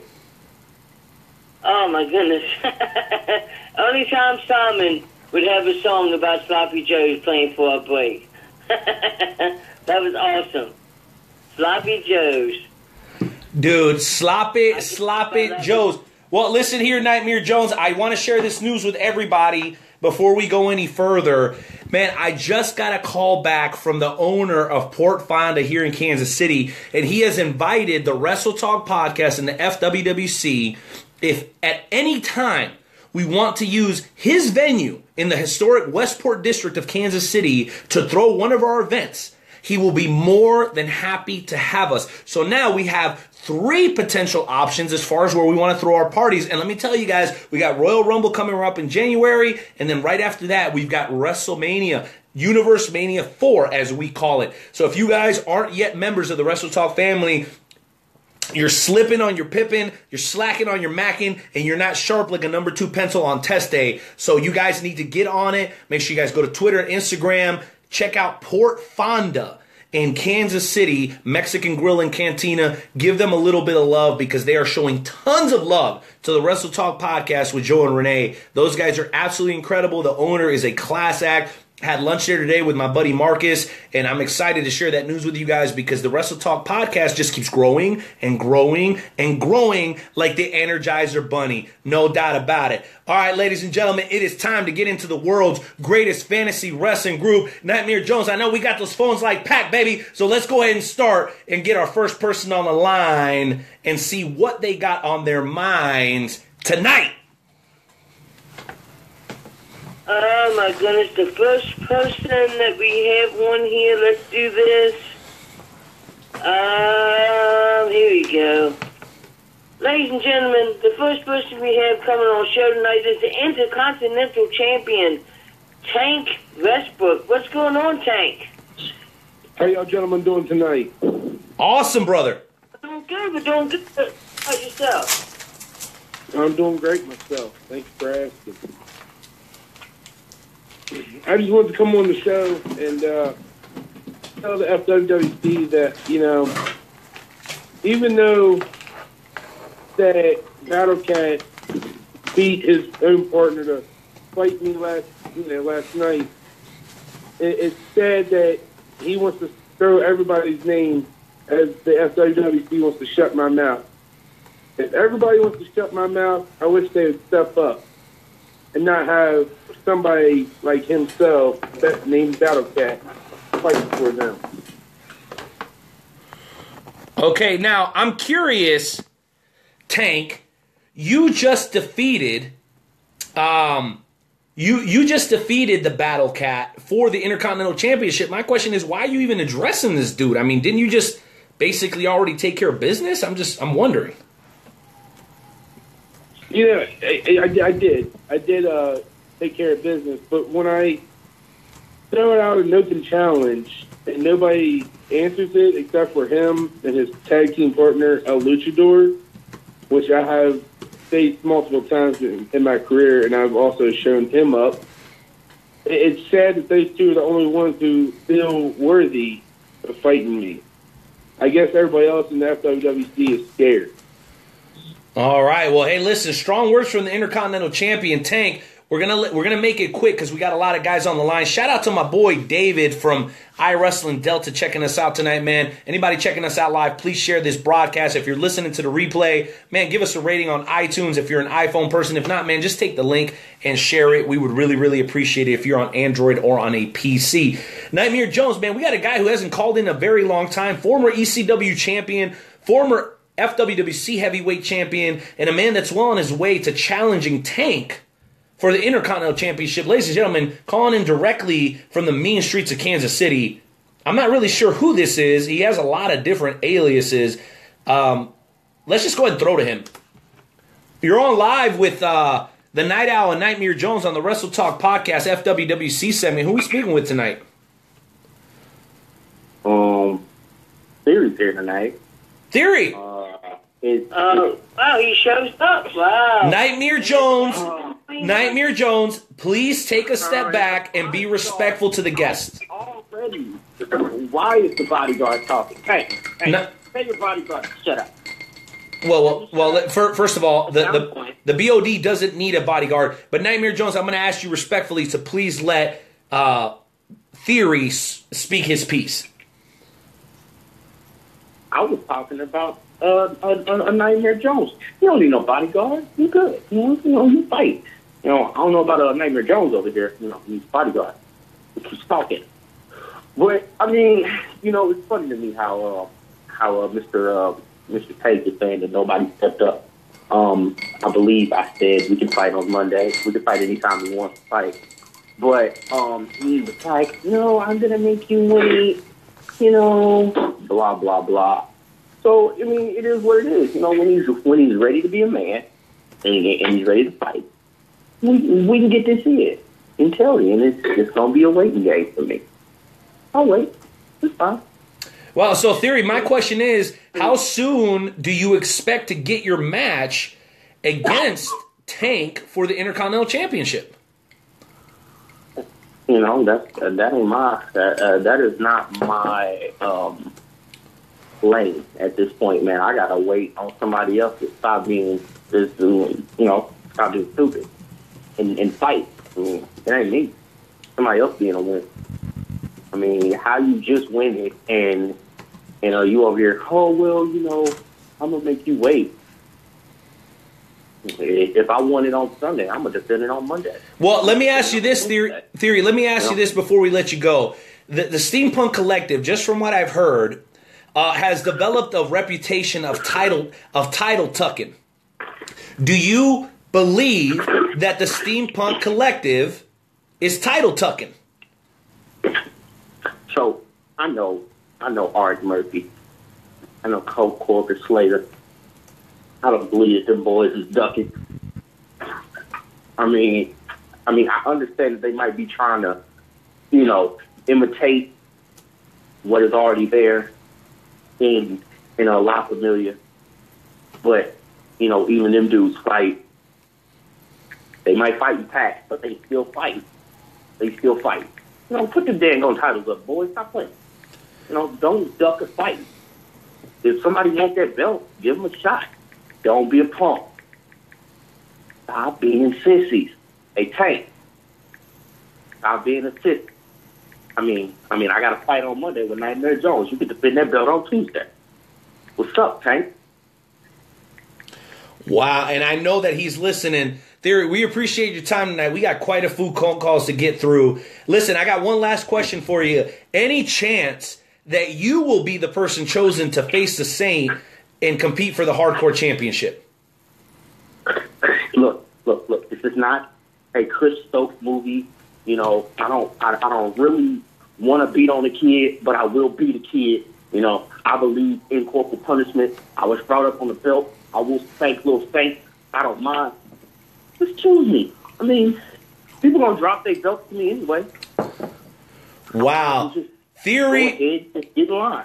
Ladies and gentlemen, Theory, a man who said he was going to sweep El Luchador de Kansas City and did just that at UXT TakeOver, Survivor Series, and then on Monday Night Raw. Not a man to be taken lightly, ladies and gentlemen. Theory and all of his different, let's just say, faces are not to be played with. Speaking of which, oh, jeez Louise. I'm sorry. Nightmare Jones. Nightmare Jones. I kind of dozed off. I didn't mean to doze off, but I kind of dozed off. Oh, I'm sorry. Why am I not surprised? All right, we got a couple of people to get through, Nightmare Jones, so if you could hold your personal feelings to the side for a moment. Let's jump into our next FWWC superstar, a man who just recently lost his Intercontinental Championship to Tank of the Steampunk Collective. Ladies and gentlemen, welcome back onto the show, Battle Cat. What's going on? Hey, what's going on, former champ? How you doing tonight? No, let me say something. Let me say this, okay? Tank want to run his mouth and shit, like he always does, okay? I might not have beat him last night, but he did not beat me either. So I say Monday we finish this shit. Well, let's just be honest, Battle Cat. With all due respect, you're a great champion. Well, we're a great champion, but you lost fair and square to Tank. Yeah, I know. So, what makes you feel like you can continue to pursue Tank when you just lost your belt to him? Hey, every blind squirrel finds a nut, and that just happened to be his moment where he found one. They don't guarantee he's gonna keep finding them. If you get what I'm saying. Fair enough. So, question is, and let's keep it brief here. A open challenge of my own. Huh? What are your plans going forward? I mean, what are you going to be pursuing? Oh, there's so much stuff out there, you know. My options are wide open right now, so I'm right now I'm looking at what I'm doing because there's so many options out there.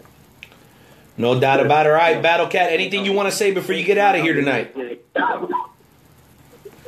Yeah, well, I'm issuing an open challenge for Monday, and I'm gonna do a promo tomorrow because everybody might not be listening tonight. So they'll hear from me tomorrow. What do you mean everyone not be listening? This is a Wrestle Talk podcast, baby. If you're watching us live right now, make sure you share this broadcast. I mean, I'm just saying. Okay, I've had people tuning into the show from the emergency room, Battle Cat. Question is, you just beat a luchador to Kansas City. How proud of you were that? Man, you know, I didn't want to have to do that, but it was what had to be done. And I told him before that it wasn't nothing personal, it was all business. And, you know, it came to the length where I had to bust off his shoulder just to get a shot at Tank, you know. So Tank played that one smart by putting us against each other because he was scared to face both of us in the triple threat match because he obviously thought I was going to let El Luchador get in my way to get a shot at him. So basically he was scared to fight both of us because he thought it was some kind of conspiracy or whatever. I just saw how much of a bitch champion. Whoa. Let's try to keep it. Let's try to keep it respectable around here. Go. Let's try to keep it respectable right here, Battle Cat. Well, listen, but that just shows what kind of champion he is. I'll just put it that way. All right, Battle Cat. Well, listen, we appreciate your time tonight. Our phone lines are absolutely blowing up right now. We'll have to catch you on the flip side, man. Best of luck to you and the Misfits moving forward. Yes, sir. All right, ladies and gentlemen, the FWWC is absolutely on fire tonight. We got time for a couple of more callers. So go ahead and dial that number, 657-383-1521. Next, we're going to actually move to one of our current champions, a man who successfully retained his Legends Championship at Survivor Series against his hated rival, Richard Priest. That's right, ladies and gentlemen. I'm talking about none other than the man himself, A.J. Atticus. Wrong brother there. It's Addison Riley Atticus. I'm sorry, Addison. It seems like our screener is a bit confused. And you know, you and your brother are identical twins, despite what Richard Priest might say. I apologize. You are obviously... No, it's okay. It happens all the time, I'm sure.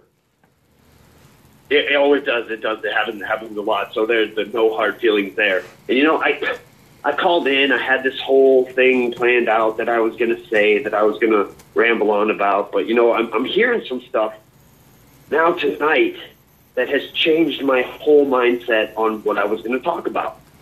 You see, we sit here and we hear Battle Cat talking about Tank being, you know, a little B champion. Explain to me what happened to him when he was holding his heavyweight championship, the FWWC heavyweight championship, and every time someone said, oh, give me a shot at that title, what was his excuse? Oh, no. It went down so much so that there ended up being a promo competition to decide who was going to get a shot at his title.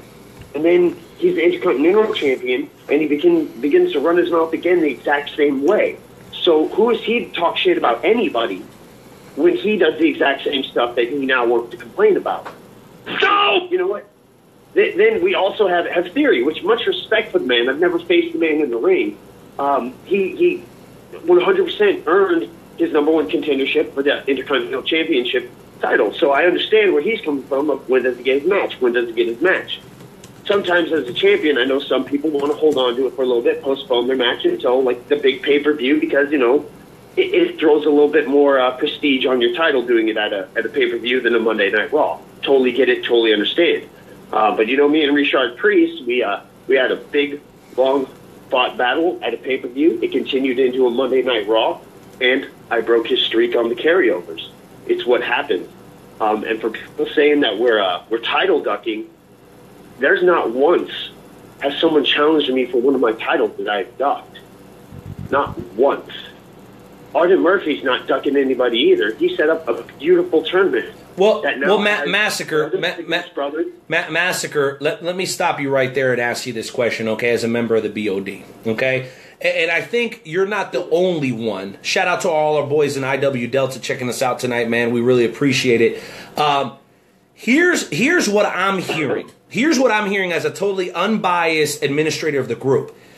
I'm hearing people say, hey, I reached out to Massacre and said, hey, I want an opportunity to compete for the Legends Championship, and this is what they're saying. They're saying, no, I'm in the middle of a pursuit for the European Championship. I can only focus on one title at a time, so as soon as I'm done with my European Championship pursuit, hit me up. And then I'm hearing I'm hearing Tank say, hey, you know what, Battlecat, I just beat you, get the back of the line, you're going to have to wait, such and such and such. And these are just the complaints that I'm getting in my email every day as the board of the directors. So my question is, you're saying that you're not title tucking, okay, not ducking, title tucking. That means tucking your title away so nobody can get to it. My question is, I know you're not dumb enough, Massacre, to defend your belt every single time somebody jumps up and says, hey, I want a shot at your title. But the bottom line is this.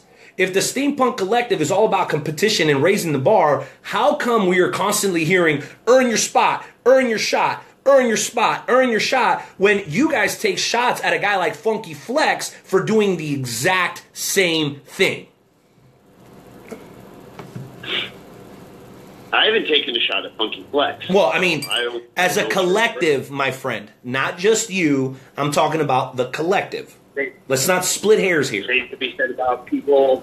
Same can be said about the people who are just in the FWWC. Same can be said about the Saviors of Funk. Same can be said about people in La Familia. It is all about earning your shot sometimes because, you know, this Legends Championship I have over my shoulder, I had to fight to win my #1 contendership spot. When I was the UXT champion, I had to fight to get my #1 contendership spot. I wasn't just, hey, I want a shot, so I got it. Because, yeah, you can have anybody say they feel they deserve a shot. But, I mean, think about it. Is anyone just, you know, high up enough to be like, oh, I want a Legends title shot, so the BOD is going to be like, yeah, sure, absolutely. Or there's certain people you feel are not there yet. Well, you know what, Massacre... I want a shot. Look, I'll tell you, I know exactly who's reaching out to you. And let me pinpoint a couple things. Wait a minute. Massacre? Wait a little bit. I'm not going to say names. But I'm going to say, when you had a shot to get the Intercontinental Championship, you failed. When you had a shot to get the United States Championship, you failed. So your next step is just to think you should be the #1 contender for my title? Well, you know what, Massacre? That is a good point. And to be honest with you, we've got Big Daddy P coming up here in about 2 minutes, and then we've got the volatile Curtis Wydle, who I'm sure will have his own thoughts about where he stands at Southern Illinois Championship Wrestling Explosion in just about 5 or 6 minutes. But let me tell you this, man. There is a reason the FWWC is the greatest fantasy wrestling group in the whole wide world. Your brother AJ Atticus is doing a tremendous job. Why don't you do us a favor, because I know you call in every single week, man. Drop the information on the FWWC tonight for us, would you? The FWWC Tonight is a podcast hosted by my brother AJ Atticus and his partner. And yeah, he may be one of my bitter rivals here, but he is a great competitor. He is the gentleman Richard Priest. And it is on every single Monday at 10:30 p.m. Central Time. And we definitely encourage everybody to call in, FWWC superstars, fans alike. If there's anyone who calls in the Wrestle Talk podcast, call into the FWWC Tonight. They don't mind if you're not superstars. They want to hear from the fans there, too. Call in, ask your questions. Listen to the superstar. We absolutely love hearing from everybody. That's right, Massacre. We appreciate it. Ladies and gentlemen, our FWWC Undisputed Legends Champion, Massacre, a man that gets the job done, and he proved it at Survivor Series. We have one last caller from the FWWC before we throw to Snippets of Truth with Big Daddy P, and that's a man we were actually just discussing, Nightmare Jones, and that is one La Familia's very own Marcus Mayhem. Sir, the floor is yours. Oh, boy. Massacre. You don't have to say names. I know you was talking about me massacring, but that's all right.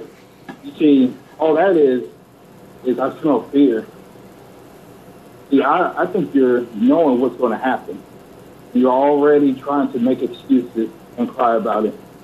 Crying's not going to get you out of this one. Now, Mayhem, hate to cut you off, but the points Massacre made are valid, sir. You competed for the United States Championship. You competed for the Intercontinental Championship, but you came up short. Now, you've been back. You captured the Enchantress's soul for a short while and then negotiated with the Saint, and she got that back. But, I mean, the truth of the matter is, as active as you are, sir, you've not been able to string together a couple of wins. So my question is to the board of directors is, if you want an opportunity for the Undisputed Legends Championship, what exactly are you going to do about it? What I'm going to do about it is I'm going to work my behind off.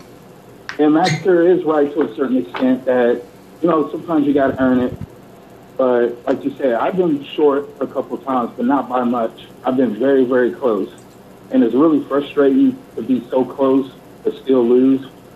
I guarantee you, I don't care how many people I have to go through, I will show the FWWC that I will deserve a title shot for the Legends title.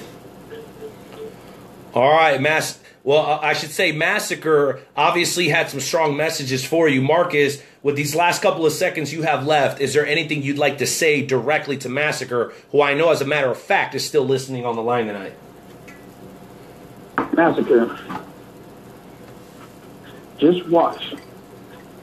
We might not be able to fight ASAP, and I'm going to have to show you through other people's losses what it means to me to take that belt from you. I've been wanting to fight you for months now, and it's always been postponed.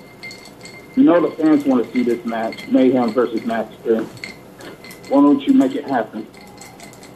And you know what, Mayhem? As we let you go, we just saw former heavyweight champ, UXT champ, multiple-time champion at Luchador de Kansas City issue a challenge to you. It'd be very, very interesting to see you face at Luchador de Kansas City as you try to elevate yourself in order to put yourself in position to compete for the Undisputed Legends Championship. Ladies and gentlemen, we've come to the conclusion of the FWWC segment tonight. We've got the Wild Man Beast on hold. We got our buddy Kyle from Wisconsin on hold. And we've also got the volatile Curtis Wydle on hold. In the next 25 to 35 minutes, we intend to get through every single one of those guys. But everybody from the FWWC, huge shout out to you guys. There's a reason you guys are the greatest fantasy wrestling group on the planet today. More information on that available to you at www.wrestletalkpodcast.com. But it is time for us to take a moment and reflect with a few snippets of truth from our friend,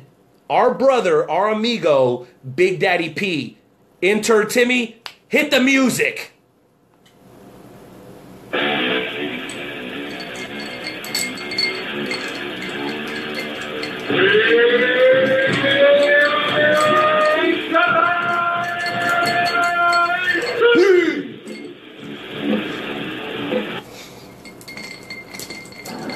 Big Daddy P, what's going on, my friend? Man, have I missed you guys. I'm Big Daddy Sleep to you right now. I have been burning the candle at every end. God has been moving me all over, everywhere. And, I mean, I haven't been able to teach. Tonight was the first time I've taught in almost 3 weeks.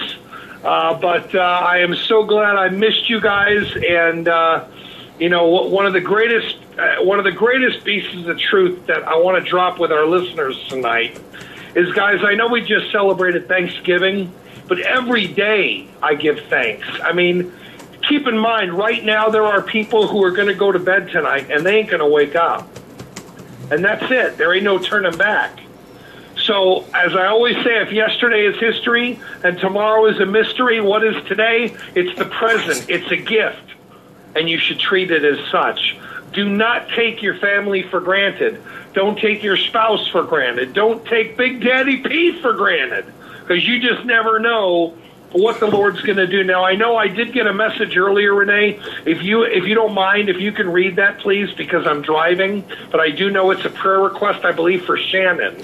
It is. Our buddy over in the St. Louis area, Kyle, sent this message. He says, hey, I know it's super late, but is there a way you can put in a prayer request for my girlfriend, Shannon? She went to the eye doctor and had an eye appointment, and they said she has too much spinal fluid, and it's causing her brain to swell. She has an MRI coming up this Friday to make sure it's nothing serious, but it could be. It's freaking me out that it could be pretty bad. Signed, Kyle in St. Louis.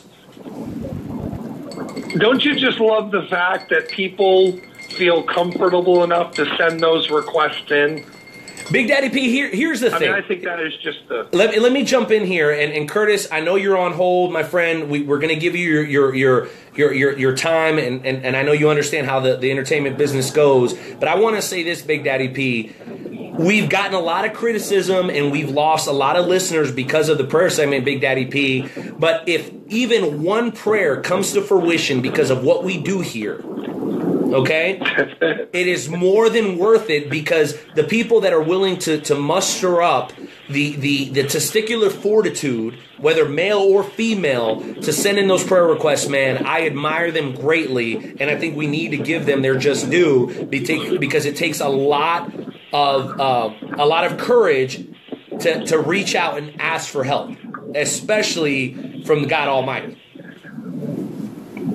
Well, not only that, dude, but think about it this way. Right now, they don't need God, and that's okay. God doesn't love them any less, but there will come a time that they will need him, and he will be right there for them, whether it's through us or not. So the fact that there are people who are discouraged because they don't like the prayer segment, the only reason why they don't like it is because they're not connected to it. So anybody that's listening right now, this ain't about no religion. This ain't about no game. This is about the one who created you, who brought you into this world, and he certainly knows all about you, and he loves you and cares for you. And just because you want to call him the man upstairs or thinking he's some absentee landlord, he is not. He knows exactly what's going on in this world. And last night, about 10 o'clock, I was exhausted, and God said, go. And I had to go out. I don't know why, but I went out, and I went to Steak and Shake. Didn't know I was going to go there. I was supposed to go to the store. And next thing I know, this waiter is all bummed out and depressed. I said, what's the matter with you? And he was all mad. I said, brother, I got a message for you. I said, you are where you are right now because you need to be there.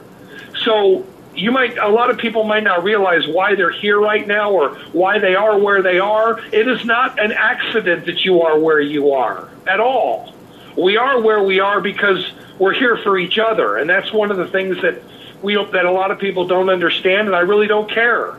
I was sent here for one purpose, to encourage, to set people on fire, man, because this world is filled with enough negativity and enough BS that I could just choke them half the time. Matter of fact, I've been getting kind of concerned. I was looking out for a Glock recently. I found this really beautiful Glock 45, man. What a beautiful piece. But anyway, enough of the snippets. By the way, Big Daddy P, let me make a recommendation and add another last minute prayer request. I highly recommend a Glock 45 Glock 30 SF. That is my personal defense firearm. Thank you, Second Amendment. And then lastly, we have Caleb from Cape Girardeau, Missouri, reaching out on behalf of his friend Leanna, whose grandparents just had a total loss in their house. 3 days after she moved in, the house completely burned down. So as we get into the prayer request segment, and we're following up with our featured guest of the second hour, the volatile Curtis Wydle. Third things are going to get wild for sure, baby. But let's go ahead and make sure that we get our snippets of truth in before we do that. You got it. Heavenly Father, we can never thank you enough for all that you do for us each and every day, not just on Thanksgiving, not just on Christmas, but every day, because every day is a gift.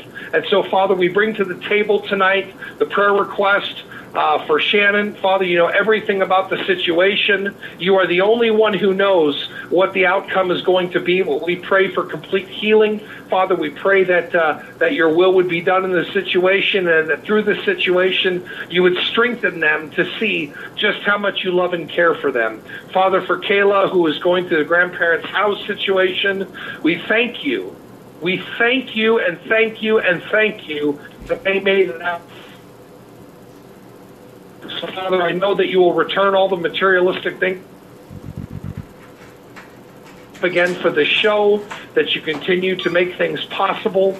And I just ask that if anybody's listening right now who is upset or lonely or hurt or feeling discouraged, that they would come and they would talk to you, just like we're talking to you right now. There is no special formula for prayer, but it's a simple conversation with you, Lord. So I just thank you, and I love you, and I ask these things in Christ's name. Amen.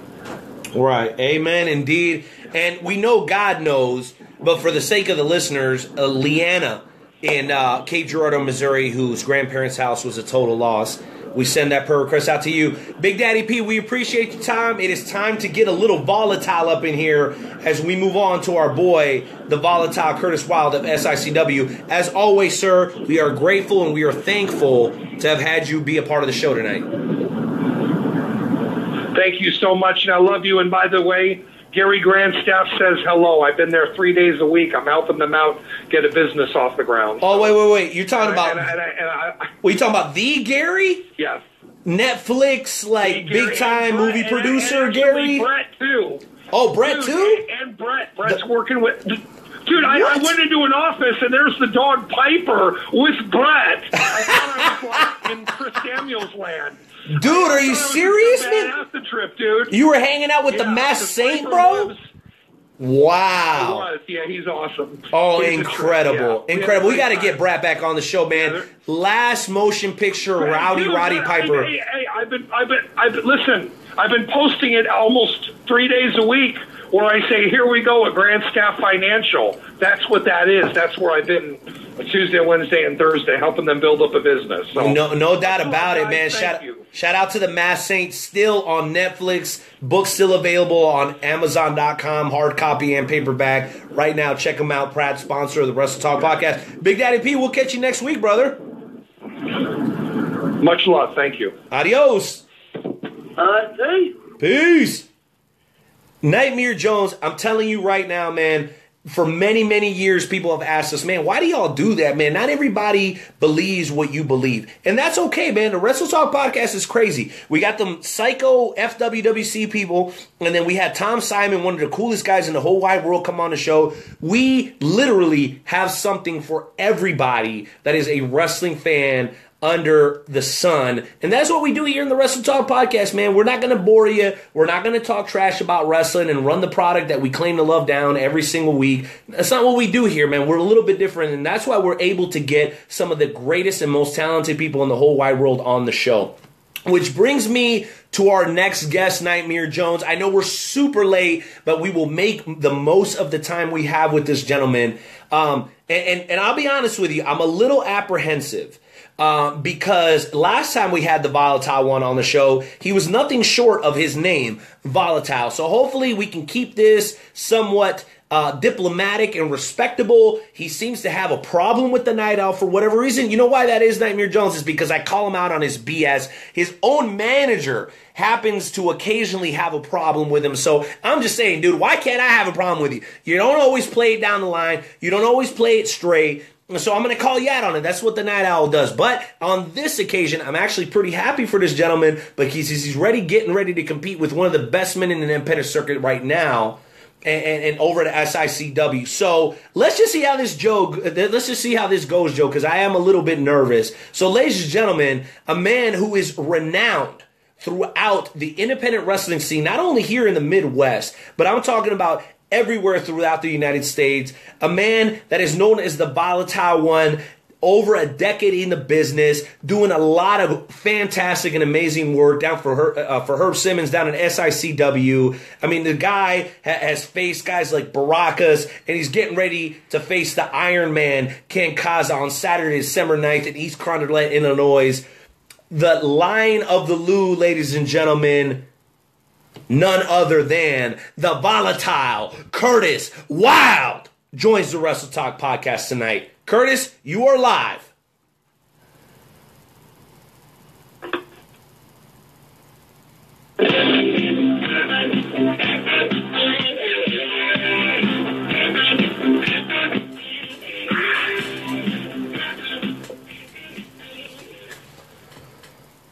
Welcome, sir. Welcome to the Wrestle Talk podcast. How you doing tonight? Now, that's what I like to hear. When I come onto a podcast, I want my interest music playing. I want to make sure that Rene is paying attention and focused on what he's about to do for the next 30 minutes or so. And let's listen to the volatile one. Let's listen to the Lion of the Lou, the Wolf of West County, the Spark of Forest. That's right, yours truly, the charismatic carnivore, Curtis Wydle. The charismatic carnivore. I love it. Go ahead, Joey. So Curtis, I'm going to go ahead and start this interview off. It seems like Rene thinks that you have an issue with him. Do you have an issue with Rene, and why is that? I have an issue with each and every loser out there that tries to ride on the coattails of a winner. And I'll tell you what, the last time I was on your show, I beat Rene straight up 3 for 3 in your little trivia contest and proved exactly why I'm a winner and Rene's not. I mean, well, actually, you're not the only person that has beaten Rene in the game show challenge. A little bit of trivia fact, he has actually lost the last 8 straight. He has not won a challenge since episode 156, which was August 17th in 2017. Yeah, that's how long that has been. Was that the last time that I beat him? Maybe I sent him down a rabbit hole. Maybe I sent him down the I know that is the last time that he has gone on an 8 show losing streak. He's lost the last 8. I'm just... Well, that's what he gets for trying to toy with volatile Curtis Wydle. You don't mess with me because exactly. That trying to beat you, it destroys your morale. It destroys your very essence, and it's like nothing that you'll ever experience because you'll never bounce back from it. And that's exactly what Iron Man King Casa is going to experience on December 9th. Absolutely. But why don't you go ahead and talk about that match that you have coming up? After I beat Iron Man King Casa, expect him to go on a losing streak, just like Rene. So you seem to be pretty adamant that there's no possible way you're going to lose this match coming up. Well, the fact is that me and Wildfire are back stronger than ever, and really, when me and Wildfire are on the same page, and things are going good for us, there's nobody on this planet that can defeat the duo. So, anybody wants to step on through to the Wildfire, Curtis Wydle and Wildfire are at their very best, is not going to achieve the outcome that they would have liked. Well, let me jump in here really quick, Nightmare Jones, if you don't mind. Curtis, you know what? As much as I don't typically agree with your tactics, there's a reason that you've been competing inside the square circle throughout the Midwest for the last 10 years or so. You face a lot of worthy competitors. Many have fallen short, but many have had success. I'm curious, over those 10 years of being in the business, can you maybe talk to us about some of the highlights that you've had throughout your career up to this point? Well, I mean, it's 99. December 99 is when I had my first match, so you can do that, man. But around the Midwest is where I started. It's where I've been competing my entire career. I've wrestled in Illinois, Indiana, Kentucky, Wisconsin, Missouri, and Kansas. I wrestled in 6 states, all around the Midwest, and I had some pretty low lows, and pretty high highs, and some of my highlights were probably the times that I competed in championship matches, where when you win, you've got to carry that mantle on your back and do the very best you can do with it, and try to not only promote the organization that you're in, bring them to new levels, but also bring yourself to a new level. So I guess winning championships, and that's exactly what I plan to do December 9th. Well, no doubt about it. The truth of the matter is, you, sir, for whatever reason, always seem to find a way to get under the skin of the fans, whether it be in Kansas City Extreme Wrestling, SICW down in Tennessee, or whatever it is you go. You always seem to agitate the fans, and for whatever reason, it works. People just seem to want to see the volatile Curtis Wydle lose. And I can't figure out why. I mean, I kind of know why that is. You do whatever it takes to win, and that's understandable. But, I mean, at some point, you've got to think that even if you end up becoming the champion, or if you're able to defeat if you're able to defeat the Iron Man, there's always going to be an asterisk because of the way that you go about doing your business. So I'm curious, do you ever look back at any of your victories and say, you know what, maybe that victory is a little bit tainted because of the way that I achieved that victory? I mean, is there any part of the volatile Curtis Wydle that would at some point like to appease the fans and maybe not be the most hated band in the building? Well, the fact is that when I was accusing the fans, it wasn't quite working out for me. The T-shirt sales kind of started to dip, and now I fully and completely expect them to worship me. And if they don't, worship, I give them a piece of my mind. Worship? Yeah, bow down and kiss the very ground that I walk upon. The fact is that when I walk out of that curtain, they're going to experience entertainment like they've never experienced before in their life. They're going to experience a professional wrestling match like they've dreamed of. So when they boo me, the only thing they're doing is giving me fuel, adding fuel to the flame. And the reason that I've been able to be successful as long as I have, and I don't have to look like a gym rat, I don't have to kiss anybody's butt, is because when I walk out of that curtain, I get a reaction. Those fans care, whether they hate me or whether they like me, they care. And when you can do that, you can stay on top for as long as you want to, brother. You know what, Curtis Wydle, I don't know what it is, but whenever you come on, instead of mixing my drink, I just want to drink straight from the bottle. So if you'll excuse me for a moment. I will not excuse you. You are not excused. Are you partaking in alcohol? Yes, I am. Absolutely not. You're going to have to save that until December 9th after I win the SICW Classic Championship. Oh, jeez Louise. It's going to be 6 o'clock, doors open, 7 o'clock, time, $12 per adult, $6 for children. You know, Curtis, for whatever reason, you always got to...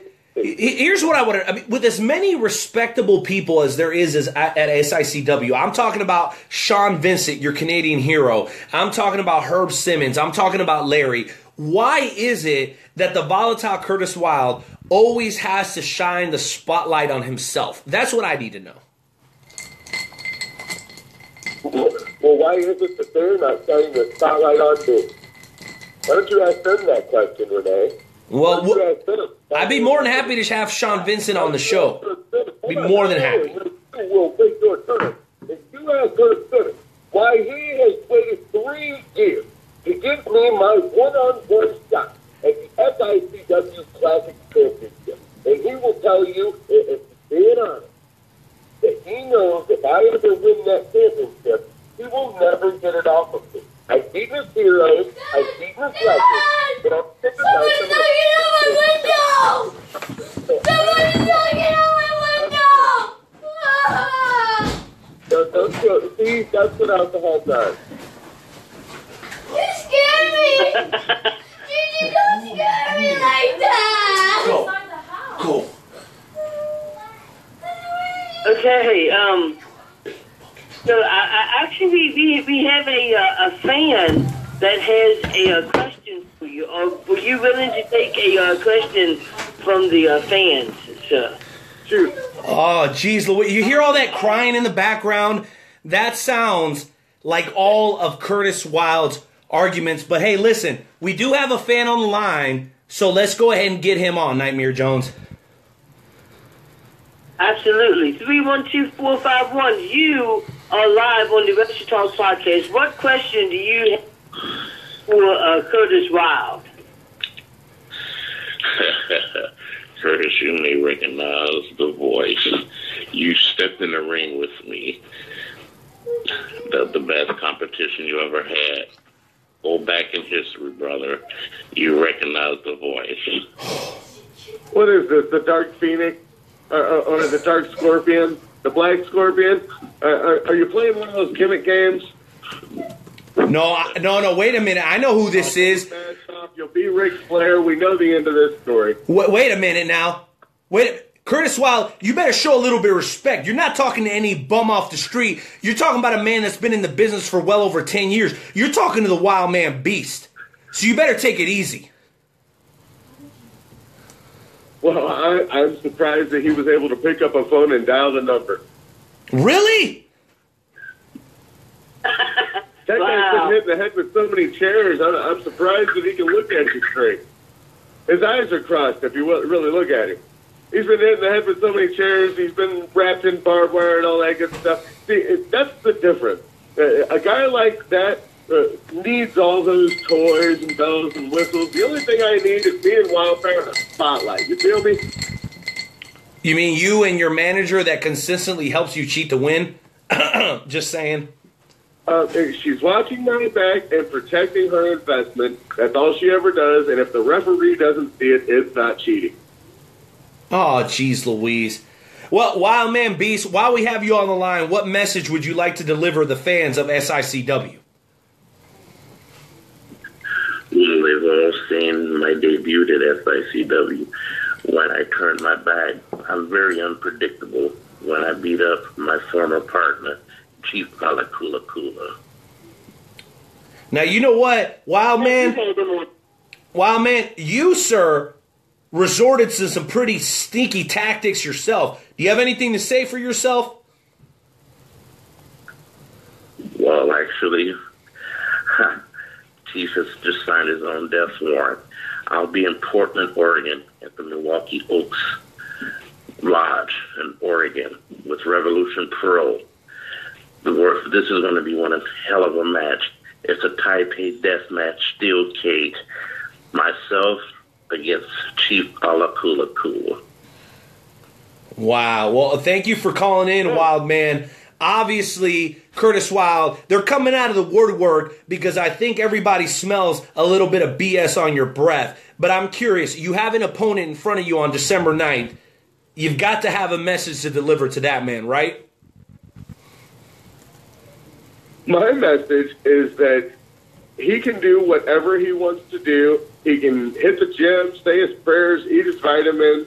He can do whatever he needs to do. December 9th, I'm going to come to East Carondelet. I'm going to do what I do better than anybody, and I'm going to walk out the SICW Classic Champion because there can be no other way.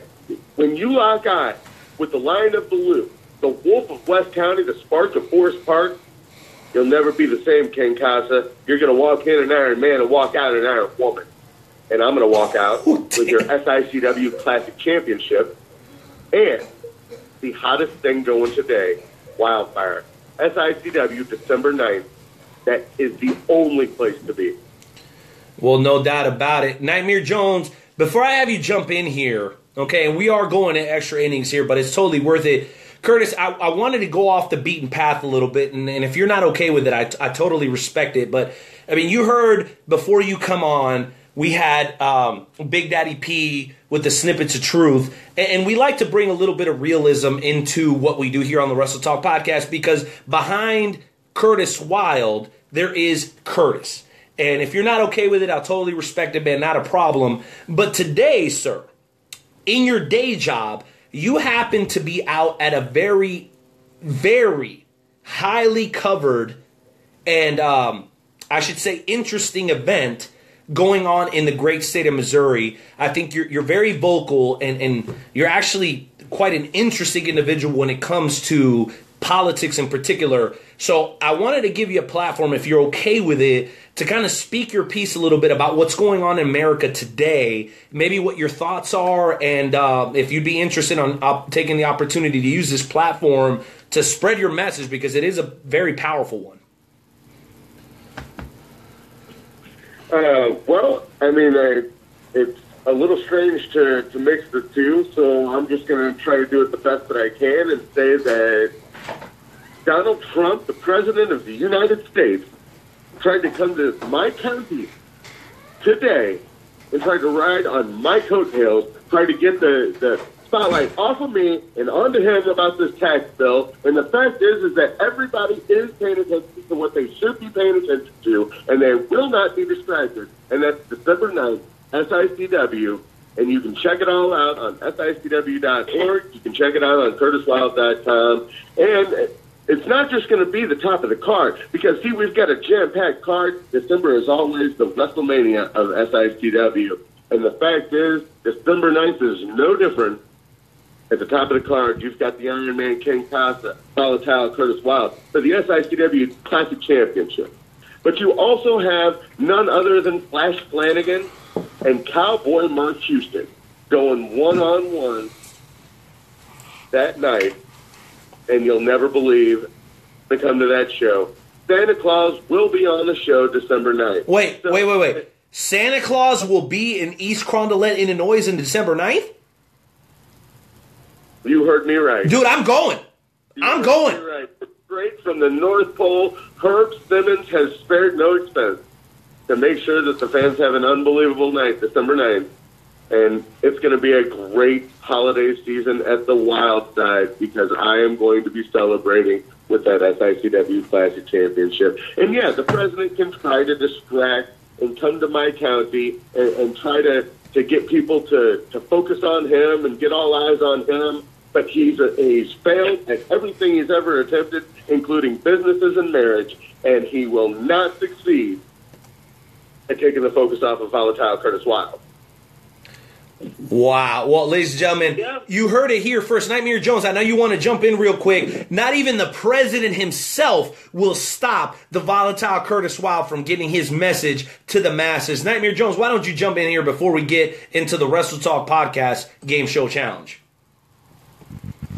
All right. I just have a couple questions. What I wanted to talk about was Powerhouse Championship. That was a promotion that you have worked for. What was it like working for Powerhouse Championship Wrestling? Well, it was some of those high highs and low lows, because a lot of times we would be in a decrepit building that should have been condemned, and other times we were in a high school and there were 800 people watching. So, going from 12 people to 800 people, and then back to 12 people sometimes. Wow. So quite the contrast. But it is where I got my chops. It was kind of a drill instructor type of situation, where they weren't easy, man. And that's exactly what I needed at the time, because I had a chip on my shoulder, had a problem with authority, and that's what I needed at that time. I needed somebody who would jump in my face and yell at the top of their lungs and, really, really get me on the right path, because I knew I wanted this business, and it had to take someone like that to show me how much I wanted it and how badly I wanted it, because only 3 of us made it through our training camp, and there were quite a few guys that came and went, and there were only 3 of us.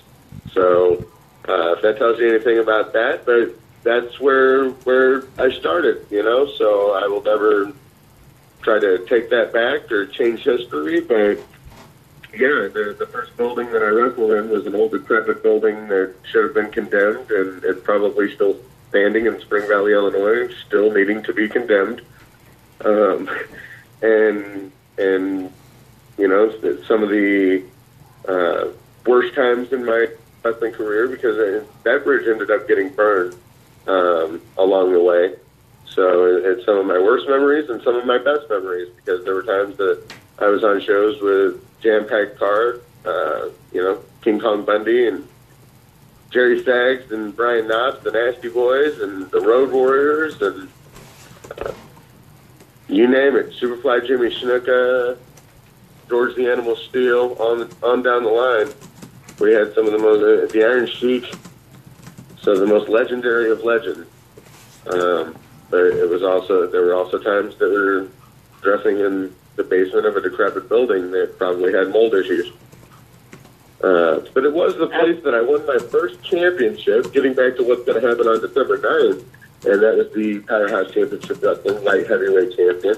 So that kind of shows you where I came from, and I won that from Jimmy Jacobs, who was fresh back out on the independent scene.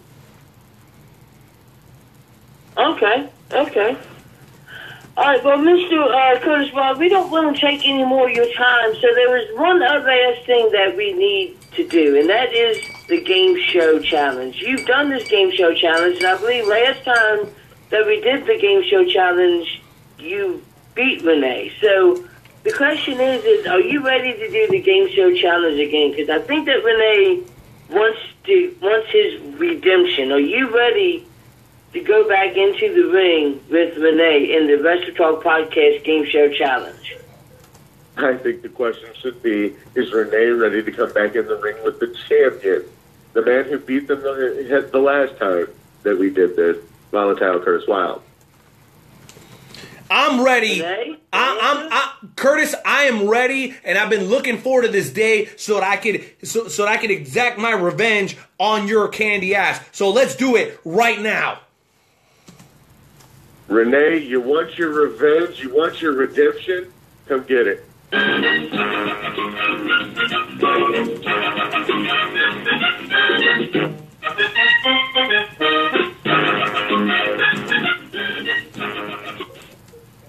All right, ladies and gentlemen, welcome back to the Wrestle Talk Podcast Game Show Challenge. I am your host, Nightmare Jones.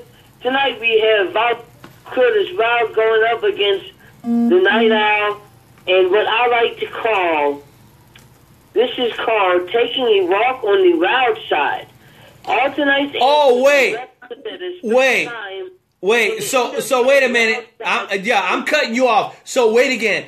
So once again, the game show challenge is tailored in to benefit the contestant competing against the Night Owl. I'm freaking shocked. I really am. I really am, Nightmare Jones. I'm getting sick and tired of you setting me up. Rene? Do you have that? I am just following the questions that are in front of me. Baby, let's play that for him. Shenanigans is what I'm calling right now. Actually, you know what? Really? Alright, so here we go. Alright, this former NWA Rockstar Television Champion has wrestled in TNA, he's wrestled in New Japan Pro Wrestling, and he has just now recently started wrestling for the WWE as the face that runs this place. AJ Styles. Actually, I said it twice. I believe that Rene got that answer. Boom, sucker! I did say it twice. I got that answer a full 2 seconds. I said it twice, Wild. Don't you try to sway people in the wrong direction now. I said it twice. All right, so Rene has won. Curtis Wydle still doesn't have any points yet. So, but here we go. Here we go. Here's question number 2. This former NWA Rockstar competitor and St. Louis, Missouri native has won championships all across the globe. Many people would say his career has been reborn since joining Evan Bourne. Matt Sydal. Matt Sydal would be correct. Damn it! Curtis Wydle has. I've seen Matt Sydal live. I can't believe I missed that one. This is. Yeah, but I've slept in his finally. This is the third question, ladies and gentlemen. This question will determine who wins the Wrestle Talk Podcast Game Show Challenge. This former female NWA Wild Side competitor was known for multiple reigns as the TNA Knockouts Champion and WWE Women's Champion. She recently has made her return. Mickie James. I already got it. What did you say, Curtis? Mickie James. I said it first. Curtis Wydle has, because Curtis Wydle, he answered first, Rene, and Mickie James. So that means Curtis Wydle has won for the second time the Wrestle Talk Podcast Game Show Challenge. Here's your and talk you're show. freaking news, Rene Martinez. All I do is win, win, win, no matter what. Got money on my mind, I can never get enough. And every time I step up in the building, everybody show up. And they stay there, and they say yeah, and they say that. But don't worry, Rene, don't worry, because you have your music too, so here you go. Here's your music. I'm going to tell you guys something right now. Ever since Luke Roberts took over, every single time, there's always some TNA bullcrap. There's always something. And let me tell you something. On December 9th, in East Carondelet, Illinois, SICW, I can guarantee there's one thing that the Night Owl's not going to lose in, and that's the $100 I'm putting on the fact that the Iron Man will retain his championship against the volatile Curtis Wydle. You can take that to the bank. I'm sick and tired of Luke Roberts and Nightmare Jones set me up. Curtis Wydle, you know what? I'll take this loss in stride, kinda. But one thing for sure is you're going to have to man up and take your loss against Ken Skaza on December 9th, Saturday at SICW, because you're going to feel what it tastes like to take a loss legit. And not even your Princess Wildfire is going to be able to save your ass. And I'm telling you that right now. Ooh, listen to who's volatile now. Why don't you show up December 9th, and when I'm done with Ken Skaza, I can get started with you. Hey, you don't want this, man. You don't want these hands. Let me tell you, bro, I got tiger paws. Man, I got the reflexes of a jungle cat. You don't want these hands, Curtis Wydle. I don't want the guy who's on a losing streak. What is it now, 9 weeks in a row? It's 10 straight.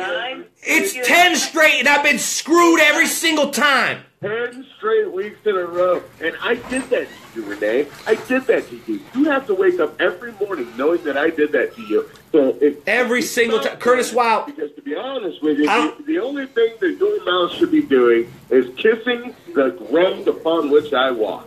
What are you talking about? Are you out of your freaking mind, Curtis Wydle? You know what? I'm done, Nightmare Jones. Let this man do his plug. I came on your show. No, you know what? Let this man get his plug out of the way. I got to get out of here before I throw something in this room. I'm sick and tired of y'all setting me up. Curtis Wydle, I'm going to see you one day. You come back to Kansas City. I'm going out to East Carondelet, and I'm going to give you more than the business, brother. I'm telling you, I'm sick of you talking trash on my show. And then I didn't appreciate the fact that you invaded the FWWC segment last week with your little message, okay? We promoted your ass. You've been on the website for 5 days. I'm sure you couldn't even take the time to check that out. Curtis Wydle, you made volatile, but let me tell you something. Next time you come across the Night Owl, it's curtains for you, buddy. Curtains. The fact is that I cannot even comprehend and understand the way you must feel right now, because I don't know what it's like to lose as much as you lose. All I do is win, win, win. You feel me? Oh my god! You know what? I'm out of here. I'm done. That's right. Leave your own show, and I will make this the Wrestle Talk with Curtis Wydle and Joe. All right, Curtis Wydle, before we let you go, why don't you give us a plug as to where they can find you on Facebook, Twitter, your social media, and plug your show one last time. Well, they can always find out everything I'm doing in the wrestling business at curtiswylde.com. It's CurtisWylde. And then you can find out everything going on with SICW at SICW.org. And if you really want to see what SICW is about, you're going to be in East Carondelet Saturday, December 9th. Doors open at 6, bell times at 7, $12 for adults, $6 for kids. And later on that night, you're going to see Santa Claus, you're going to see Flash Flanagan, Cowboy Mark Houston, but you're also going to see Iron Woman Ken Casa lose the SICW Classic Championship to none other than volatile Curtis Wydle, the Lion of the Lou, the Wolf of West County. You've heard it all before, but you've got to see it with your own eyes. All right, Curtis, thank you for calling in. I appreciate it.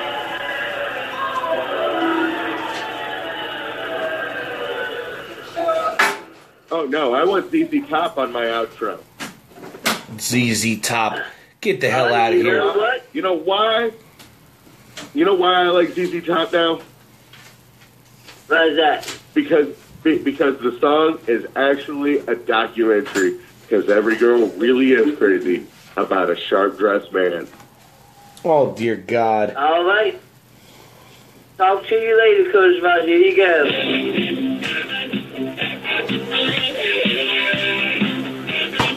Can't win for losing around here on my own show.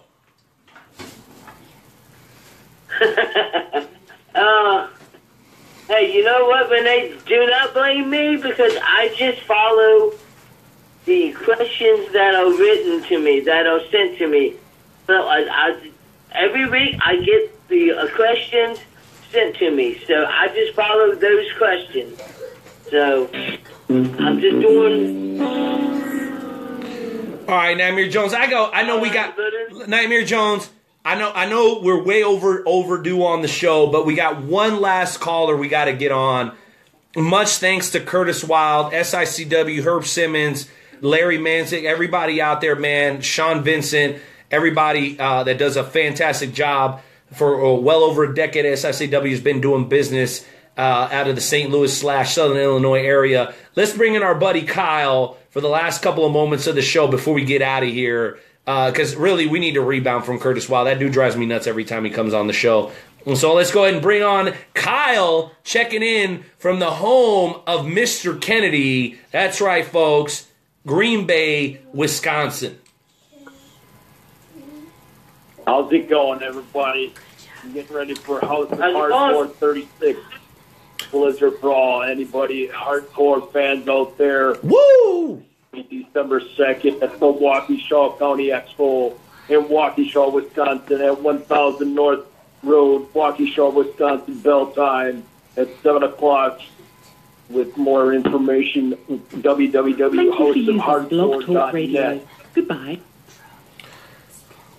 All right, folks, that's the end of the show. Blog Talk Radio cut us off. Thank you guys for hanging out, man. Shout out to Tom Simon. Shout out to the FWWC. Shout out to our buddy Kyle in Wisconsin. Shout out to the volatile Curtis Wydle, Big Daddy P, and everybody that made tonight's show possible. Thank you for being here, and if you want to return the favor, all you got to do is share this broadcast. Night Owl, Nightmare Jones, we are out of here, man. I think my car alarm is going off. I'm going to have to check that out, man. I'm out of here, man. Peace, y'all.